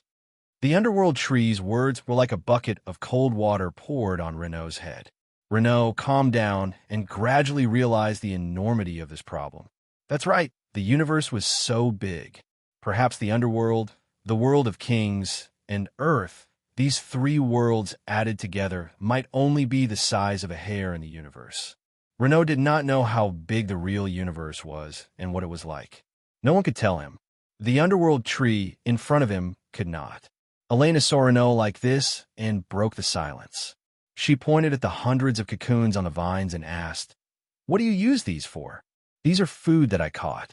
I also need to eat. In a few days, a few friends from the underworld will come over for a meal. The underworld tree's vines kept swaying and seemed to be a little enthusiastic.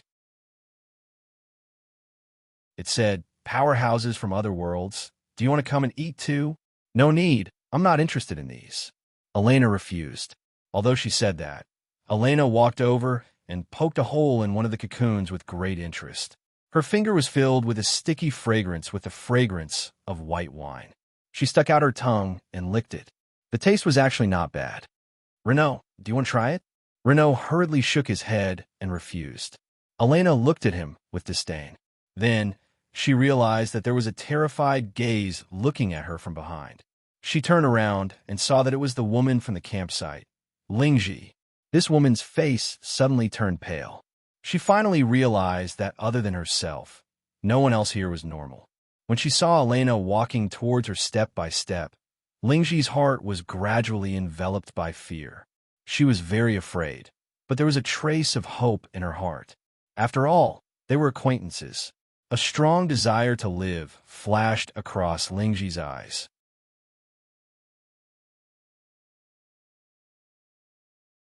Chapter 343.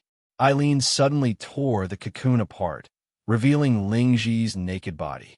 Lingji was shocked, and her face instantly turned red. She did not know what Eileen was going to do. When she tore the cocoon apart, Eileen placed her hand on Lingji's chest. She licked Lingji's cheek gently with her tongue. Lingji closed her eyes. Pucci, in the next moment, the holy light in Eileen's hand pierced through Lingji's heart. Lingji only felt a slight pain in her chest before she left this world. Reynolds had been with Eileen for so long that he was already used to killing. Hence, when he saw Eileen do this, he only frowned but did not say anything. Eileen gently caressed Lingji's cheek and said gently, "Don't be afraid. This way, you won't have to suffer anymore." After all, this was a woman that she found pleasing to the eye. Giving her a quick death was the most gentle thing she could do. Her body had been corroded by the demonic soul beast soul. Even if the grass of immortality could save her body, her soul would forever be someone else's puppet. Perhaps sensing that this dead woman had some sort of entanglement with Eileen when she was alive, the underworld tree said, "Powerhouse from the alternate world, take a closer look. If there are people you are familiar with among these hundreds of people, you can take them away." Eileen shook her head and turned to Reynolds. "It's time to go out." Reynolds was silent.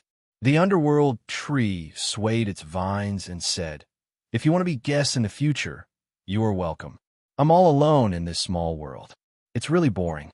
Eileen waved at the underworld tree. In the next moment, she brought Reynolds out of the sinkhole. After jumping up, Reynolds saw that he and Eileen had returned to the camp in the vast night. "We're leaving just like that." Eileen said, "It's time to go. It looks like there's nothing interesting in the alternate world." After a pause, she said, "Besides, I still have something important to do in the king's realm." Reynolds naturally knew what she wanted to do. Without saying anything else, Eileen's body returned to its original size. With a thought, she brought Reynolds back to the king's realm with ease. At night in the king's realm, the sky was filled with stars. The moon was like a huge mooncake hanging in the sky, making people drool. Renaud and Elena spent their last night in a small wooden house near the Dragonline Mountains. That night, the two of them chatted for a long time. This time, they didn't talk about those serious things. Instead, it was something about literature and romance. What a beautiful night. What's so beautiful about the moon? This sentence has a deeper meaning. What do you mean? It's just that. Forget it. It's a little ambiguous. You'll misunderstand if I say it. Are you going to tell me? Let's not talk about it. Elena, don't hit me. Don't hit me. I'll talk. Hurry up and say it. That's right. I like you. Elena, why aren't you saying anything? Elena, why do you keep looking at me? What a reckless fellow. Elena smiled unexpectedly. She looked at Renaud and gave him a light punch. Renaud also smiled. He thought that this punch would hurt, but it was like scratching an itch. Renaud looked at Elena, who was sitting beside him without her armor and crown. She was like a carefree girl of the same age. He was really flattered. "If you're still so weak the next time we meet, don't blame me for beating you. I just thought that you were a little feminine, and you immediately showed your true colors." Say that again. "The moon is beautiful tonight." Ha! The two of them chatted, and the night became darker. Renaud couldn't hold on anymore and fell down. Before falling asleep, Renaud asked in a daze, "The people of the Calor tribe have nothing to do with you, right?" "No." "Then, will you be a wise king?" "I hope so. I will definitely become stronger." "Elena, are you asleep?" "Elena, goodbye." "Goodbye." Elena looked at the sleeping Renaud and walked out of the wooden house. She looked at the starry sky and the huge moon, and the corners of her mouth curled up. "The moon is really beautiful." After saying that, Elena closed the door and gradually disappeared into the night. It was already the third day that Danny and Lin Ling stayed in the military camp at the Great Wall. In these 3 days, Danny brought Lin Ling around the place, and Lin Ling also saw what a real war was. In fact, the reason why they came to find Hua Mulan was because Lin Ling killed someone. Young Master Morong. Young Master Morong was the youngest son of the governor of Xianyang City. He was deeply loved by the governor. This time, his death shocked the whole city. The governor was furious and killed hundreds of people at the scene. His purpose was to find out where Lin Ling was. Lin Ling, who knew that she had caused trouble, quickly went to find her master, Danny. Danny didn't say anything and brought Lin Ling to the border of the Qin Kingdom, Hua Mulan's territory. Hua Mulan and Danny had been good friends for many years. Where a friend was in trouble, Hua Mulan would naturally help. Morong Hung, the governor of Xianyang City, is like his name. He is domineering and powerful. He is one of the most popular people around the first emperor, Ingzheng. However, this is nothing. I don't care about him. Chan, your sister Ling, is the safest with me. That was what Hua Mulan said. This night, Danny went to Hua Mulan's tent to discuss important matters. Danny saw that there were no soldiers around the tent. She felt strange. When she walked to the entrance of the tent, her eyes turned cold. She found something strange in the tent. Someone had poisoned her. Danny was instantly on guard. She wanted to take out her dagger, but she suddenly remembered that she had given her fish intestine dagger to someone. She could only pinch the bones of her hand, revealing her sharp claws. The situation in the tent shocked Danny. The candles in the tent were bright, and the light was swaying. In the middle of the tent, there was a large bathtub half the height of a person. Juan Mulan was sitting in the bathtub, revealing a solemn face. Her pair of bright eyes revealed a look of fatigue. Around her was a sparkling and translucent water screen. Outside the water screen, there were 3 masked men in black standing on 3 sides, constantly waving the daggers in their hands at the water screen. Every time, there would be a chee-chee sound, and a hole would be cut in the water curtain. However, the hole would be surrounded by a layer of water vapor, and the water curtain would return to its original state. Dual cultivator. Danny was shocked when she saw the flickering blue flame on the dagger. No wonder the soldiers were gone. They had been killed. However, how did these guys sneak into the heavily guarded camp and find Juan Mulan's location so accurately? Danny frowned slightly.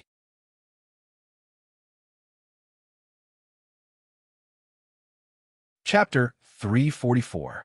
It turned out that when Juan Mulan was soaking in the hot water, 3 dual cultivators had suddenly appeared before her. In a hurry, Juan Mulan, who was naked, could only form a water barrier to keep the 3 uninvited guests outside the water barrier, hoping that they would back off.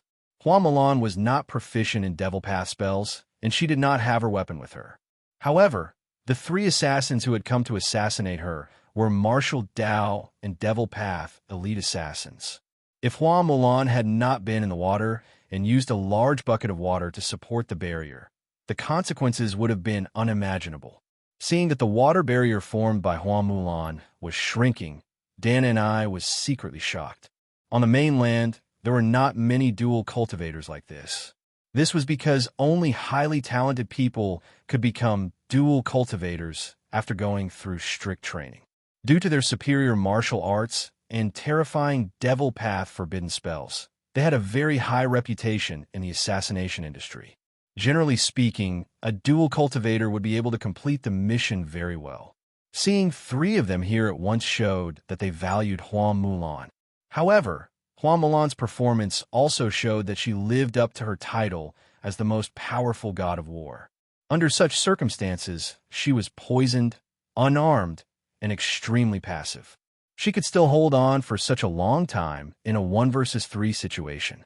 Seeing that Juan Mulan could not hold on for much longer, her pinkish face behind the water screen was pale. Large beads of sweat seeped out of her jade-like forehead. The light in her bright, phoenix-like eyes dimmed. The water barrier seemed to be on the verge of collapsing. However, the 3 main attackers seemed to have used up most of their energy. They were panting, and their hands were heavy as they wielded their swords. However, seeing hope, they still tried their best to wield the daggers in their hands. After all, they had the upper hand in this situation. Danny's right hand took out the deadly poison from Burial Flower Valley, Peach Blossom Burial. She held the powder in her hand. Once a person came into contact with this poison, their entire body would itch and ulcerate. Soon, they would turn into minced meat and be blown away by the wind. A faint wisp of powder began to spread in the tent. Gradually, the 3 people who were wielding the daggers in a frenzy suddenly felt the fatigue in their bodies increase. At the same time, their bodies felt unusually numb and itchy.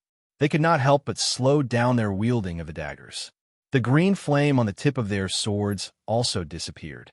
Dan and I slowly walked in from outside the tent. He stared coldly at the 3 men in black. "Chan Air," Juan Mulan called out weakly. Due to the lack of mental strength, the water enchantment disappeared instantly. Seeing this, Danny rushed over and hugged Juan Mulan. It tickles." The 3 men in black couldn't bear it any longer and cried out in pain. "Mulan, what's going on?" Dan and I looked at Juan Mulan and felt sorry for her. "You're poisoned." Danny's expression was solemn. She immediately took out a grass of immortality and stuffed it into Juan Mulan's mouth. "Choner, I can't eat it." Hua Mulan knew how rare the grass of immortality was. When she saw this, she immediately declined. Eat it, Mulan. Be good. Hua Mulan, who was poisoned, could not fight back against Danny. The entire stalk of grass of immortality was forcefully stuffed into Danny's mouth. At this moment, a man in black who was sitting on the ground weakly picked up a dagger and stabbed it towards Danny. At this moment, Danny, who was burning with anger, waved her hand. Blood splattered and the masked man's head fell off. It had been sliced into 5 pieces by her claws. Danny did not stop there. She waved her claws and chopped off the second masked man's head. When the last masked man saw his comrade who had lost his ability to resist being beheaded, he could not help but scream. She looked at the terrifying woman who was walking towards her with her right hand dripping with blood. Her face was filled with murderous intent. However, she felt weak all over. Fear flashed in her eyes. She shook her head desperately and wanted to retreat. At this moment, Hua Mulan opened her eyes and shouted, "Leave one alive. We'll get a confession from him." Her voice carried a hint of tiredness. Danny grunted in agreement. Then, he brought the masked man to Hua Mulan. He sat beside Hua Mulan and began to treat her poison. Hua Mulan shouted at the masked man in a deep voice, "Who are you?" Seeing that the masked man refused to answer, Danny raised an eyebrow and used her claws to remove the cloth covering her face. "You're a pretty little fox." Danny's gaze turned cold. She saw that the girl was very delicate and pretty. She had big eyes, thin lips, and a sharp chin. The girl looked at her stubbornly and did not say a word. Danny waved her bloody claws on the girl's face and said slowly, "You're very pretty. However, I wonder if you'll still be so pretty after I cut off your nose." The girl's pretty face twitched. Danny's cruelty earlier proved that he was not joking.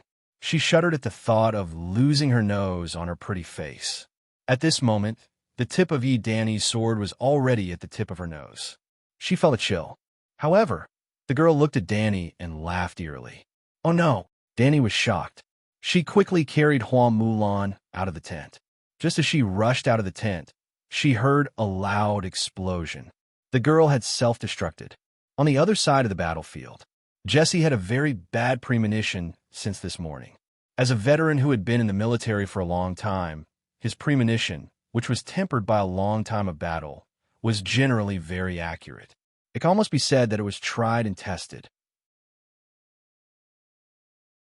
But now he actually felt the same inexplicable sense of hopelessness and dejection that he felt when he was in high spirits, but was unexpectedly defeated by an unexpected enemy and suffered the greatest setback of his life.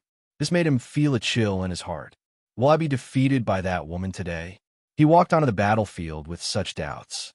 He was even more cautious as he fought a battle of wits and courage with the respectable woman opposite him. Just like the previous few times, after a back-and-forth battle, there were casualties on both sides. No one had the upper hand. It's not because of this, or is it because I'm old and my premonition is getting worse? When Jess led the army back to the camp, he realized that his premonition was right. His troubles had only just begun. "General Jess, thank you for your hard work." As soon as he entered the tent, he was welcomed by a handsome and outstanding man.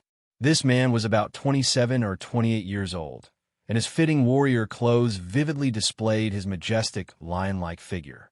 A man like him should be very popular, especially that handsome smile on his face, which was enough to melt the hearts of any young girl yearning for love. Looking at this guy who was very popular with women, old General Jess frowned and said impolitely, "Tom, what are you doing here?" Tom smiled and said in his elegant manner, "General Jess, you don't seem to welcome me, but I'm just following orders. Sorry for the trouble." You're tuning in to the Warrior Lore YouTube channel. Don't forget to subscribe and join us on this journey to catch the most captivating stories.